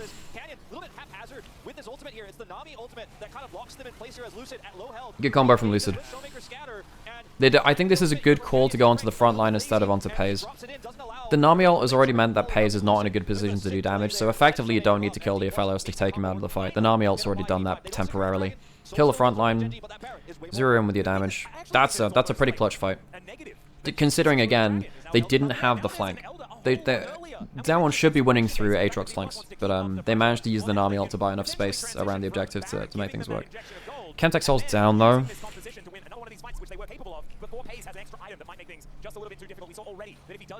Kengan has a lot of items. Okay, they're using the Maokai ult here. No cleanse, but they have the cleanse from Lehens. Alright. So a lot of ults traded. Defender's advantage to GENG because they can go back and regen. Turret's not been broken yet. They're losing one turret, but they were likely losing that anyway. So how the hell did Damwon lose it from this position, man? They have Soul and they have Baron. They should be able to break the base open with this now. Keen is unkillable still. No, he's not. Close though, Jesus. Nah, that's a bit greedy from Keen. What's he looking for here? He doesn't have any wards to put down. Wait, he's put one ward down just there. Why is he walking this way, man? That's greedy. Keen. It's greedy. Down to 50%. He's very tanky, but I don't think he's tanky enough. And then, oh, the Moonlight Vigil will Oof, can Infernum on the other side. And that means the Dplus can continue But over a long enough period of time, Nami actually can get good healing for you, especially at like this point we've actually maxed out your Wait, do you actually max out W second? I presume you do. E into W, I presume. Okay. Second, so this time the Nami ult doesn't manage to get Pays out of the fight. Now he can actually fight. Cleanser's coming up in a couple of seconds. So that's the end of their Baron push. 4k up from the Baron. Yeah, this is a bit much from Keen. Good stun from Showmaker. Lucid combos into it. I think Lucid and Showmaker have actually had some really good combos this game.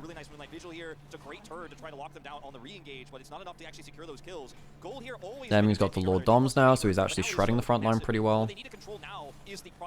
I think he's falling behind in damage compared to the Aphelios though. Like Aphelios, even with the extra BF sword up, I think that like Aphelios is going to kill your front line faster than you will. Good combo though. There's no Maokai in position this time to save him. Well, wait, do they have the Maokai ult? Is that still down? Yeah, so they're just all-inning when the Maokai ult's down, which makes sense. Whenever Maokai has ult up, Lucian feels really bad going in. Lucid flashes forward, trades flash for flash. Doesn't get the kill. Any kill onto Pays would have ended this game actually. Trying to wave play with the Udyr ult Phoenix stance. Krazical, thanks for the follow, appreciate it. Krazical? Thanks for the follow, appreciate it.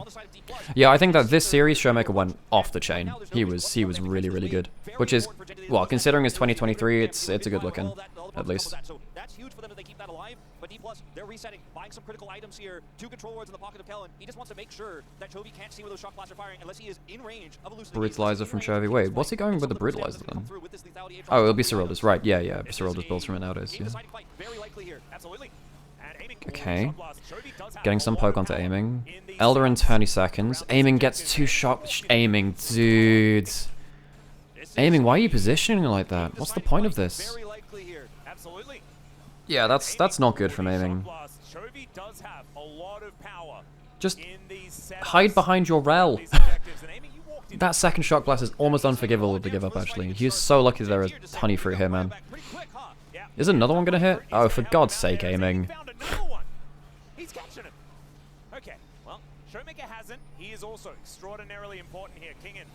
Okay, so he gets to regen a bit off of Elder with lifesteal. Oh, okay, fair play, actually. The lifesteal's been enough. Okay, Showmaker, how much can he do? Chovy. I was thinking about Chovy. Chovy and Showmaker, like, when they're both on the same screen, I'm just like, because I've talked about Chovy versus Showmaker so much, I just sometimes just interchange the names, which is obviously not very convenient. Okay, Kingen, not in a flanking position. Aiming. Fire cannon stuff. How much can you do with fire cannon and energized autos? Oh god, he's traded a lot of damage there. Just about flashes out. I don't know, man. The way that aiming's played this last fight or two is not great. This last minute or two, rather. Okay, everyone's coming out of this alive. Let's just go back into this again.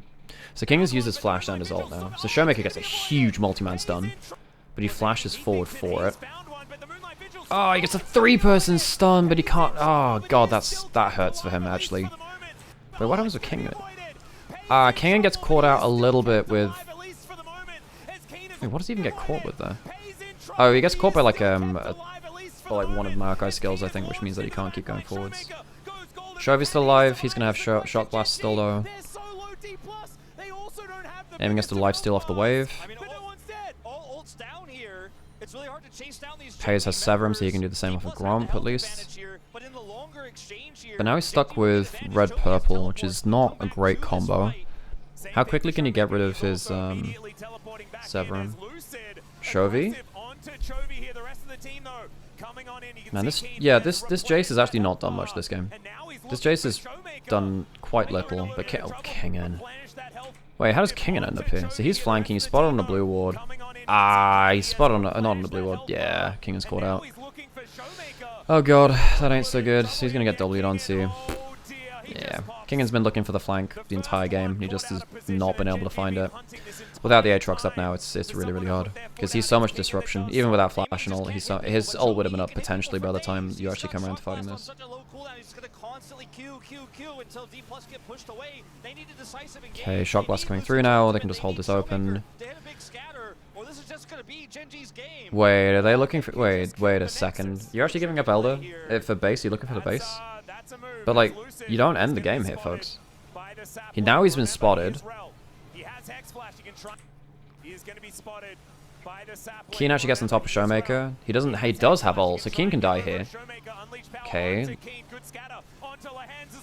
Pays his recall. Oh my god, Lucid dies on the... Oh shit, this is so close. I think there's going to be too many recalls, right? Unironically, if he has Voltaic Cyclosword, he maybe ends that game because he can recharge his Energize so quickly. Okay, so Elder's down. We've lost 3 people. Oh god. Can you kill the Hens here? Oh no, he's just dashed forward into the Aphelios. Oh god. Oh, aiming. Oh shit. Aiming's had a pretty poor last couple of minutes, folks. I think Aiming's lost his mind a little bit. Yeah, that's a shame, because I actually think that Showmaker has played quite well.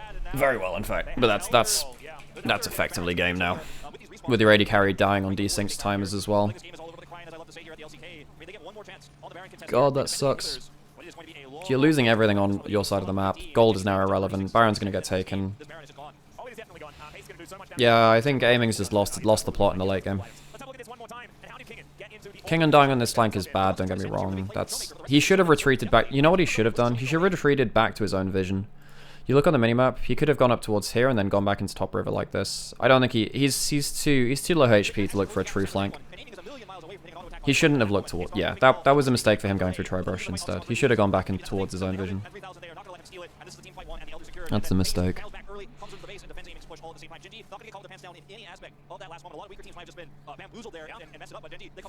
in fact, Hayes leaving man to channel the back early meant not only did he get back, but also the damage calculation that Lucid had to do in his head because he didn't have vision of that Elder Pit was off because there wasn't an Aphelios doing damage to the dragon, and so therefore he looked silly going in early, and then it all stacks up and doesn't quite work out for Okay, so now you have to deal against this Baron buff with the Markout used aggressively now instead of defensively, which is going to be a pain in the ass.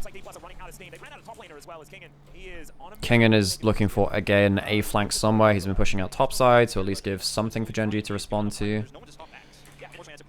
But now Damwon don't have the vision to, like, look for big flanks again. King has not been able to find the big flank the entire game.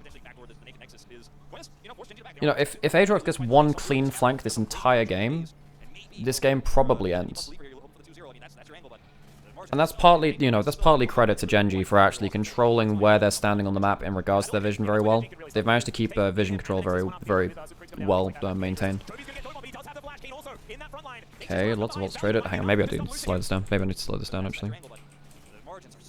So what happens here? So now Damwon are trying to reclaim some vision for themselves. Look to use the Nami ult to, like, Yeah, that's where GENG can really start pushing, because to take the inhib and the Nexus one after the other with Super Creeps coming down and things like that, that could be dangerous. Jovi's going to get dove on, but he does have the flash. Keen also in that front line. Nature's Grasp, not the highest value, but it might be enough. So Lucis caught out. That's fine. Saving his young jungler. Nice work there from Showmaker, but still GENG. They are so scary, aiming, trying to get damage onto Keen, but he's a brick wall. Honestly, Atlas, right now, like, this might be my first unironic, like, it's an Udyr POG angle, because, oh god, his positioning has been so perfect in every single fight. If he's up at the front line, he's super tanky, he's got his Rooker, he's got Anathemas now, Frozen Heart, no one can kill him, so no one can scatter Pays, because you got to get through Keen first, and he is always clearing vision, he is always tracking where that front line is going to be, where is Keen, he's always pushing him away and getting through some of that, you know, the edge of night. I actually think that, well, there's a lot of armor built up now. You can't really go towards Cyclosword. Cyclosword would be really nice in some of these fights, man. If Keen is always watching, if Keen is always threatening and pushing the Aatrox away. But he needs to kill frontline. I think aiming's really struggled to get work done. Like me at university. What? Haha, that's definitely not what happened when I was in uni. God damn, that's a lot of damage from Chovy now. Yeah, Cyrilda's built up. He's a full build. Jesus Christ, that's some work. Okay. Kingan does not win this 1v1, and now he's getting collapsed on. He can use his E to keep hopping over walls, but it ain't solving things. You've got Lulu to help someone rotate quickly as well, so they can get away from Damwon who are trying to, like, force down mid lane. Kingan lives, luckily. What is he doing here? He's got no HP. King and Buddy. I think if he just looks for wait, if he just looks for a recall, he's okay, I think. In fact, it's probably better for him to look for a recall, man. Just recall and then try and teleport in. If you die, it means that Paze has stayed away from this clump, and that's fine. Showmaker's caught. Paze comes back into the play early. Huge fucking Infernum. I think, I think if Kingen had managed to pull off one of these flanks, this game is so different. He's failed all of his flanks this game. He's failed every single one of his flanks. And yeah, he can't do shit here. He's spotted, he dies for free. Like he's just dead, man. Yeah. And this is game. Okay, so I think Chovy wasn't kept down hard enough. Not that he was the story of the game. I think that Kingen and Damwon did not do a good enough to secure flanks. He didn't do a good enough to secure job to secure flanks. So that's that's a problem. Because if he'd got one flank with this lethality Aatrox, the game ends. GENG are very good at denying that. Don't get me wrong; it's one of their strongest points. They're very, very good at getting vision control in clutch moments around objectives and stopping people from getting the big flanks and initiations from them. But that is like, Kingen really dropped the ball. He really dropped the ball. Yeah, let's get on to game 3. Need my camera. Gonna do the whole of this series and then I'm gonna go for like a quick brain break. Jinx is okay, I think, with Milio. But I really like this first pick here. Okay, so Maokai first pick again. Lucian is up and available, so you might have the Lucian Nami versus Maokai kind of face off again, which we talked about a lot last game. Varus is also up. Renata has been very low prior so far. Oh, with Milio, Lucian Milio is better versus Maokai than Lucian Nami, because if Maokai starts throwing the ult when you play your aggressive plays, then the Milio ult comes in and then you can cleanse away from that. So you can have like the Lucian jumps forward, the Maokai ults you, the Milio cleanses you, you end up with the Lucian still being able to make the aggressive play. They go for the Varus Ashe. It's actually quite a close 2v2. The level 1 can flip-flop quite a bit. You assume that Aris Vash are going to get more value. But now you have the Tristana with a Milio as well. So you have double AD carry with Milio, which is really disgusting. And you have a very, very squishy backline, so if they ever position poorly, that's a huge issue. You've already banned out the Corki for the longest range champion on that you could draft in here as well. I think they ban out the Yone, which is, yeah, pretty good into Trist thinking about it. So Showmaker no Yone. K'Sante is already banned, so the best frontliner on the patch is gone. I think you're thinking about Udyr on either side here, I think. Well, no, Udyr into double AD carries kind of sucks. I think Akali is really valuable for the side of Showmaker. I think Akali is really good at getting on top of double AD carries. Alright, Azir. Azir outranges Lucian, Tristana just about, but the Milio gets a little bit more testy. Get magic damage into your kit.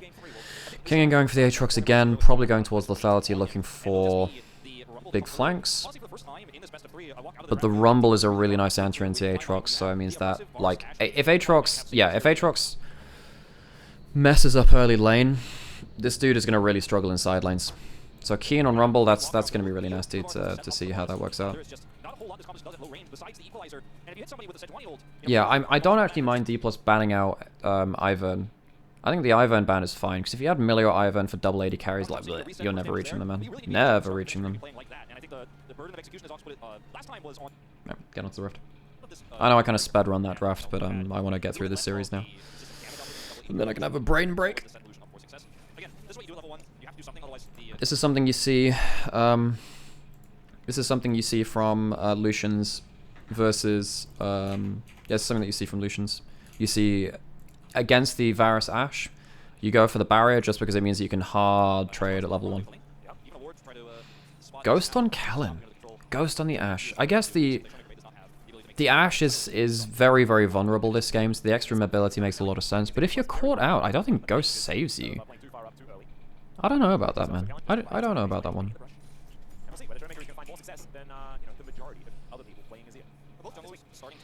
So Keen's gone for the Ignite, that makes a lot of sense. I think both junglers would rather be affecting bot lane than top lane. And that means that, you know, Rumble can just walk up and do horrible things to you. He'll use on Lehens. Of course, you can't use the barrier on Milio, you have to use it on yourself. So if you trade hard onto the Milio, then it's really good. And now Varus Ashe have themselves control over bot side, as opposed to game 1 of this series where Showmaker kind of broke open their lane. You know, low-key, this series has been a bit of top diff. Keen's been doing really well in a lot of these big moments, whereas Kingen has struggled to get big flanks. And Keen in game 1 on the Olaf was pretty good in fairness. Yeah, really good use of the Halo Blades from Aiming and Kellen. Again, just getting as much control over here as possible. Both jungles now on the bot side of the map. Lucid can't really invade aggressively because it's a Maokai, but you can put out some saplings, get some vision control, and it means that Canyon can't affect their lane. Again, something like a Varus Ashe, or as we saw with T1 earlier, what you're looking to do is stop the enemy jungler from being able to affect you, rather than get in and destroy their lives and shit.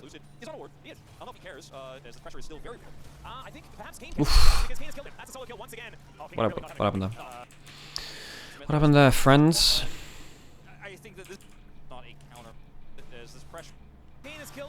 Wait a second, I skipped it again. I mean, does Kingen just... So there's a couple of problems here already. You notice there's a Comet on Aatrox. If you're a Comet on Aatrox, and there's no pots blown on this, and also he's full HP, you're done goofed. You're done goofed. I guess King has just missed all of his Qs in early lane. I guess you don't want to walk up to the Rumble, but then if you... You have no right walking up to the Rumble if you've not poked him out with a Comet Q first. A couple of times, maybe. Now, why are you walking up to this, man? Did you fuck over your wave so badly that it's pushing out?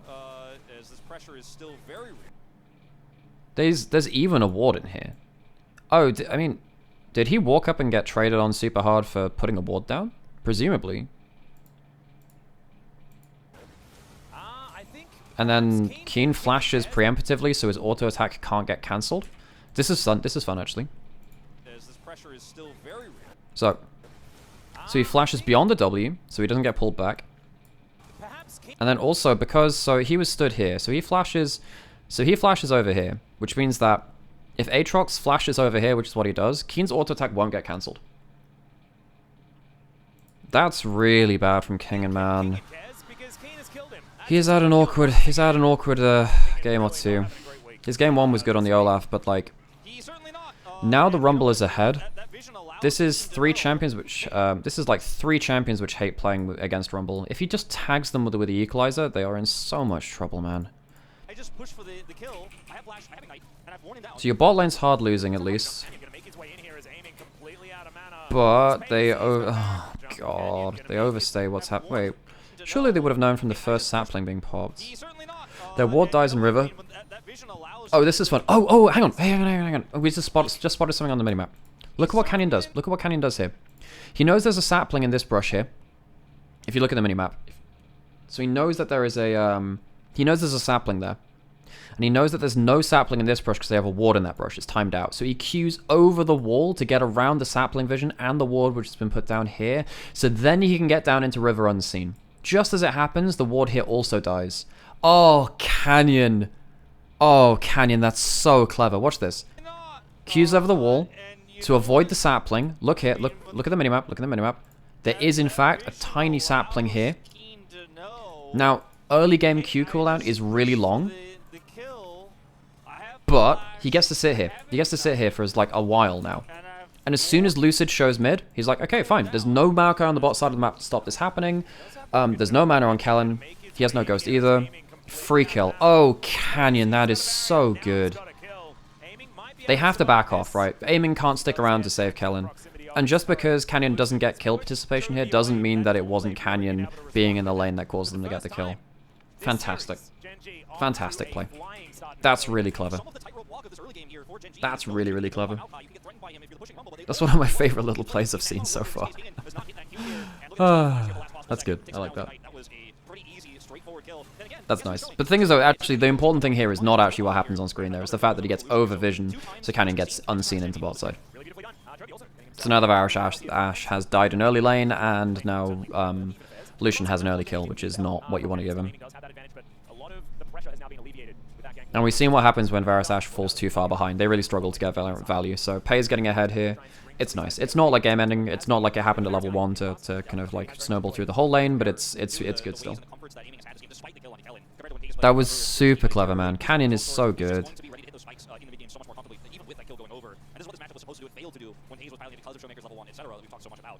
One kill onto Kellen isn't going to relieve the pressure enough. Unfortunately, here for Basil, it's still going to be a little bit of a struggle streak down here. But as you say, picking up that cold makes it feel a lot better. Yeah, certainly does. Does get the kill himself. Of course, you saw Canyon not be able to take aiming out. Who does have both of his summon spells. Kellen, same thing. Both his Ghost and his Flash up and available. Okay, Pei's actually feels confident enough to jump forward. Ghost pop by Kellen, so he can run them down a little bit more. Ashe early levels actually does a lot of damage. Let's be careful of that. So he uses, but still, Ghost for heal traded. Oh, yeah. Yeah, he tries to dash out of the skill shot and dies. That's a shame, because actually Canyon did so much work to set him up.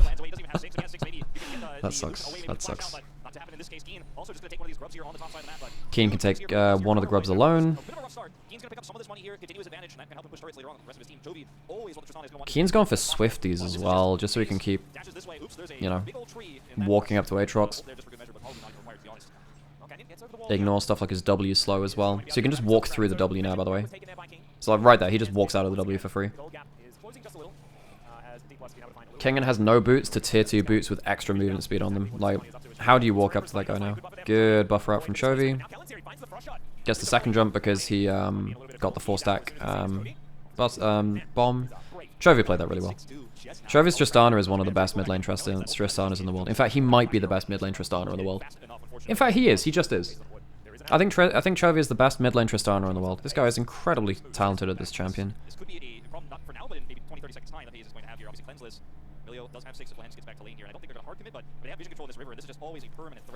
So, I think that actually both of these junglers have both played around bot lane very well. Force that Breath of Life. Okay. Showmaker has no ult this time. He dies for free. Ult through bot side. Doesn't get anything. Even though they burn both their ults, they don't get anything for that. So you got 3 grubs on... 3 grubs? No, it's 1 grub on one side. 2, and then the other 2 haven't been taken just yet. Okay, so aiming's actually in an okay spot still. This is quite a close game. This is quite a close game. True Vliner, thanks for the follow, appreciate it. So what are we looking at in this game? Gold lead over to the side of GENG. This is going to be a huge problem when Rumble turns up to play. When Rumble turns up to fight, this game is going to be so hard. Is he going for a Proto Belt? Is this what Proto Belt builds out of nowadays? It's not Storm Surge. Is he building it? Is he building Proto Belt? Oh no, he might just be going Alternator into Leandries or into Mask. Because Leandries doesn't build out of Alternator, right? Okay. Chovy has... he sees... but... oh, let's watch that slow-mo. Let's watch that in real speed. So he's pushing in. He has Flash. He doesn't have Buster Shot, importantly. He has Merc Tread, so he ignores some slows. Fleet Footwork for the extra movement speed. Kellen gets Vision in the bush and potentially forces Chovy... so, the Hawk Shot sometimes looks like the Ashe ult. So he was maybe hoping that Chovy would think that's the Ashe ult. But he's too wise for his tricks. Turnaround damage. Hops out of the first ult. Merc Treads means that he has the tenacity to flash out the second ult. That's nice. And suddenly he's blown 2 ults for his own flash, which is actually pretty good in that situation. He doesn't even lose that much HP, so he can stay on the map if he wants.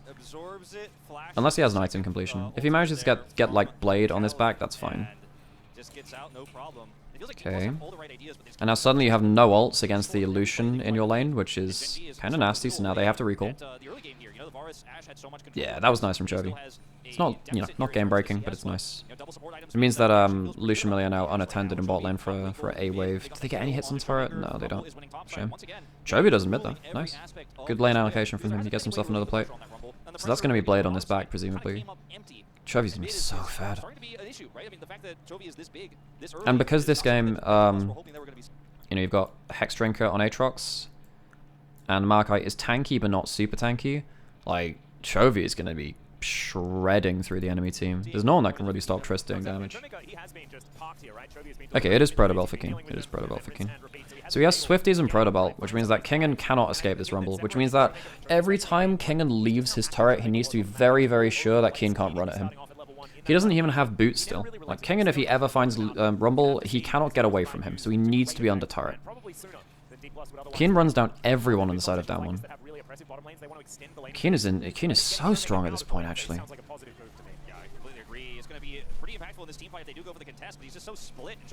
Okay. Yeah, I mean, he just runs at him, right? Wow, that flash is too much. But, like, he just runs at him, because he can. And now, Luce is not in position to protect his bot lane, because he's been thrown off the play. They see that King is topside, isolated bot lane. The Varus Ashe can never be isolated. They can never be playing at a numbers disadvantage unless they are obscenely fed, which they're not. Canyon made sure of that early on. King is walking up to Keen, but, I mean, okay. Now we're slowing this down now, because there's a lot of people here. So Keen's gone for Swifties and Protobelt. He's actually very hard to lock down. Protobelt cooldown's just coming back up. Hits by 1Q. Slow means that he can't get pulled in for the W. Chovy's coming up here. He tanks the ult, so... Oh, Chovy just about gets there in time.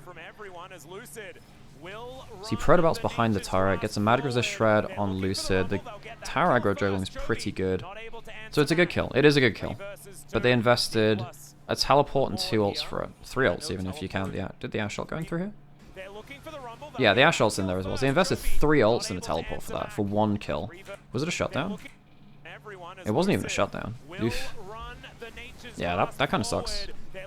And they don't get turret either. Because Chovy can sit around and wave play this now. He has a Kraken Slayer and a Vamp Scepter. Like, he's so fed. They lose bot side as well. So at least they have a cross map, but it's not the one they wanted. Azir is very good if he's left alone in a side lane with the Nash's Tooth. He has Buster Shot. He can actually just kill you here. Yeah, you need to be super fucking careful, actually. Gets the double jump because he gets the full bomb explosion before hits. Alright, so they get the turret now, and the gold is shared between solo laners. That's fine.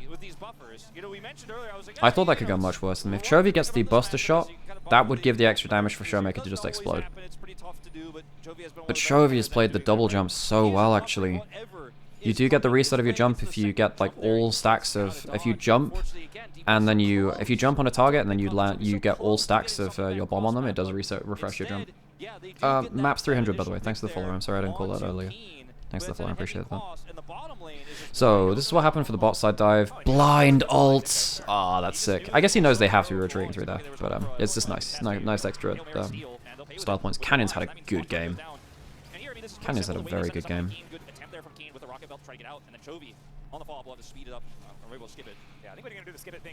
Part of the reasons why plays like that on the turret are good, by the way, is because you want to get a lot of side lane goal onto Azir, so you need to force open turrets like this. Ult for ult traded, but sadly it's onto the Ashe. He's already cast ult, so it's not really that valuable. Breath of Life means that Canyon's not CC'd up for too long. Hayes gets to run at them. He still has barrier, still has ult, so he can do whatever. Chovy can get a reset now. Oh, good healing. But not enough. Was that? Does he have Sundered? Yeah, he's gone Sundered, so he's not going for the flank build this time. He's going for the frontline build. That's why he had so much healing. His ult was running at rank 2, and then he also got the auto for the healing. Okay, all right. It's a 1 for none. Herald's now going to go over as well. That's a problem because you don't really want to be... I mean, I think even if you throw a Maokai ult at the Herald charge, if Milio's there, you get the cleanse and you can't really defend that play. That's really annoying, actually.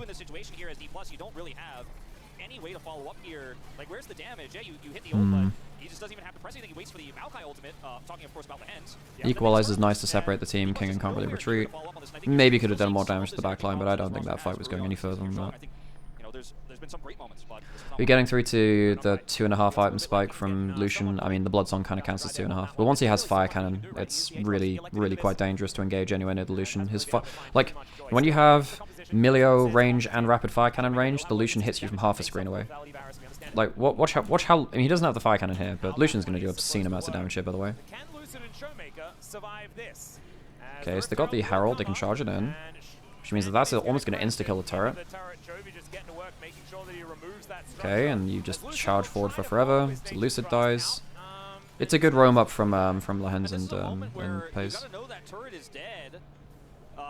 Oh, that's... what the hell? Ah, yeah, so this is where the bug comes in. Two people clicked on the Herald at the same time, it did a double charge and insta-killed the turret.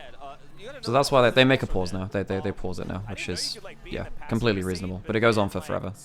And they have to Chrono Break, I'm pretty sure. So, yep.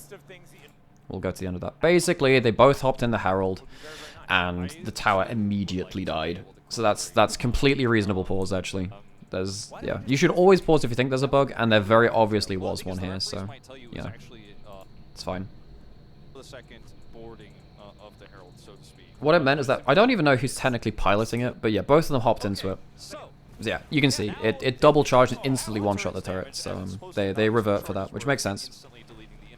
Which means that you're not suddenly giving over inner turret gold as well, you trade for a turret on the other side, so at least it's a bad play. It's 1-for-1 plus a charge on the inner turret, which takes it down to low HP, plus you lose a kill, but it's not like awful, oh my god, we lost 2 turrets as well.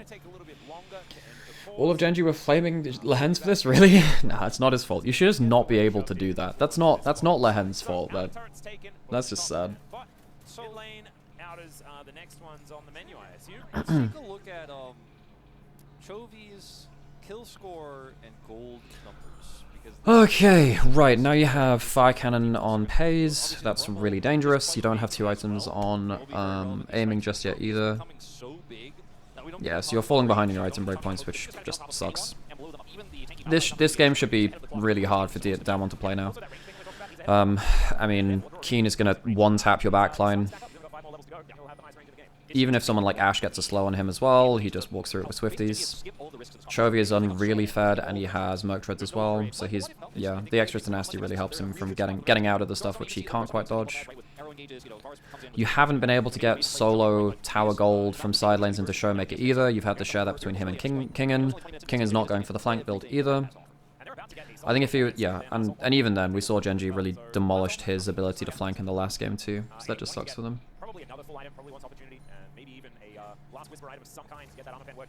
Arrow hits onto Milio. That's nothing. Big old nothing burger. And King is alone on bot side. There's no arrow available. Damn. Okay, this is a... Does he... Oh, that's a bit of an overextend. Yeah, so this is the thing about the Sundered Sky build, right? So he waits out the Ignite, gets the healing from the Sundered Sky. So there's no extra healing reduction on him now. Yeah, Kingen plays that well, in fact. Yeah, Kingen plays that well. Showmaker gets a kill for it. They blow the teleport, but that's fine. Yeah, that's, I mean, it means that you don't give up like side lane pressure for this, because if you die on bot side and then bot lane is out of control, then you have a big problem where you've lost vision control top side, you have to respond to bot side, and that means that Genji can then recall Keen, go up towards Baron, and then get like a Baron start in a really good position for them. So winning that bot side means that your bot lane is pushed up for a little longer. You can see that the wave's now meeting in the middle of the lane, and it means that you kind of get to hold on a little bit longer to the Baron setup. It doesn't mean that you can walk up like that, Lucid, though, buddy. Like, you're just... Yeah, you have to be in position if a play erupts like that to go teleport in. That's a... Yeah. For all the hard work they just did on bot side, that's a big mistake. So you're worried about the Baron start. Leandri's been built up from Keen as well now. But, like, you just can't walk up like this, man. You don't know where anyone is. You don't know where anyone is. And as we said, you know, the follow-up range of Lucian is absolutely insane. Let's have a look at... let's look at how... whoops. Let's have a look at how long range this Lucian can fire from. How quickly he responds to these kind of plays. So... That's one thing. He doesn't have the auto increase now. Like, watch how long range the next auto is. He'll hit from, like, here. Yeah. Normally Lucian's shooting you from, like, this kind of distance, right? Now he's hitting you from, like, double range, folks. Like, that's just something. Yeah. That's a really bad play from Lucid. It's a really bad play from Lucid. Ah, man, that sucks. Because now you have no jungler, you've used your Ashe ult as well, you're pushing down bot side turret, but it's just not... Yeah, even Chovy feels like you can teleport to save that turret. They equalized to stop like any... Well, he doesn't get the whole of the wave, but... So now, Dplus are trying to get a play before anyone forms back up again, because Chovy's just teleported towards bot side. Pei should never stay towards top side here if he, yeah, I don't know about this one. This one's kind of rough. He can set up the turret.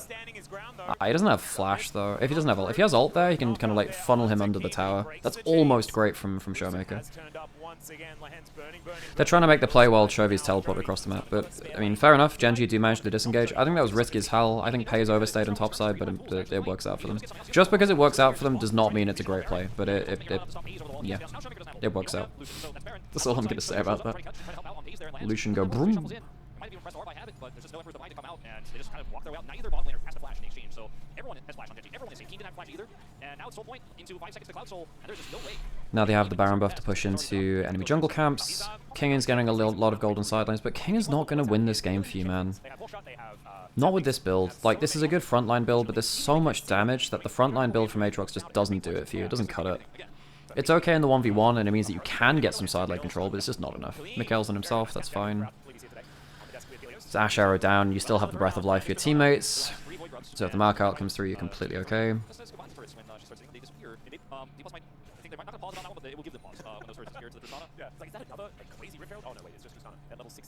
Lucian's about to get towards 3 items, plus Blood Song, which is again terrifying.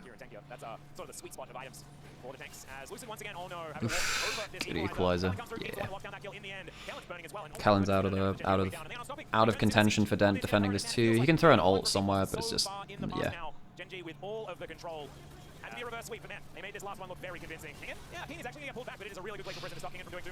Genji are very, very good at stopping other teams from having their comeback play.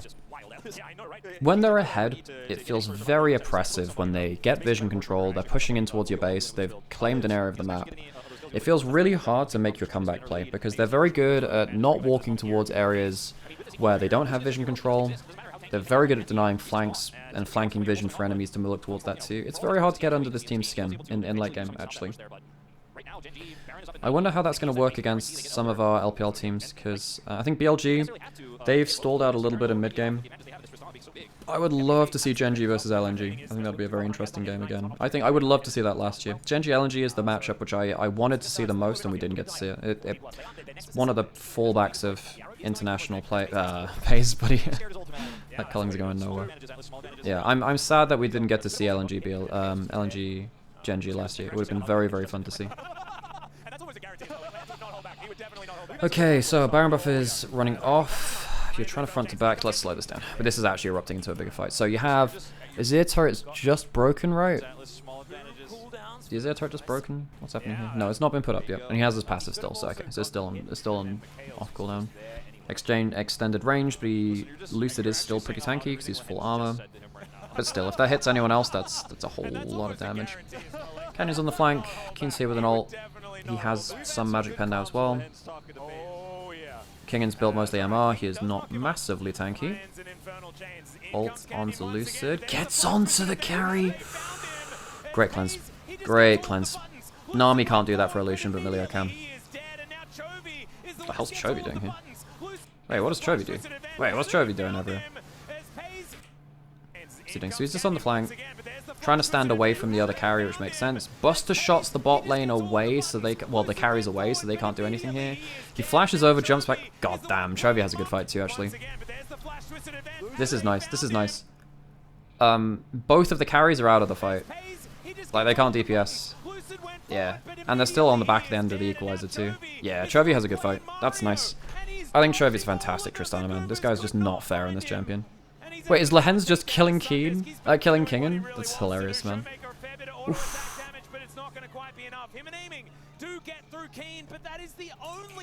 And that's game. That's game. They'll run towards the Nexus now. Even if Lehen's like, yeah, I mean, do they kill him anyway? Yeah, they do.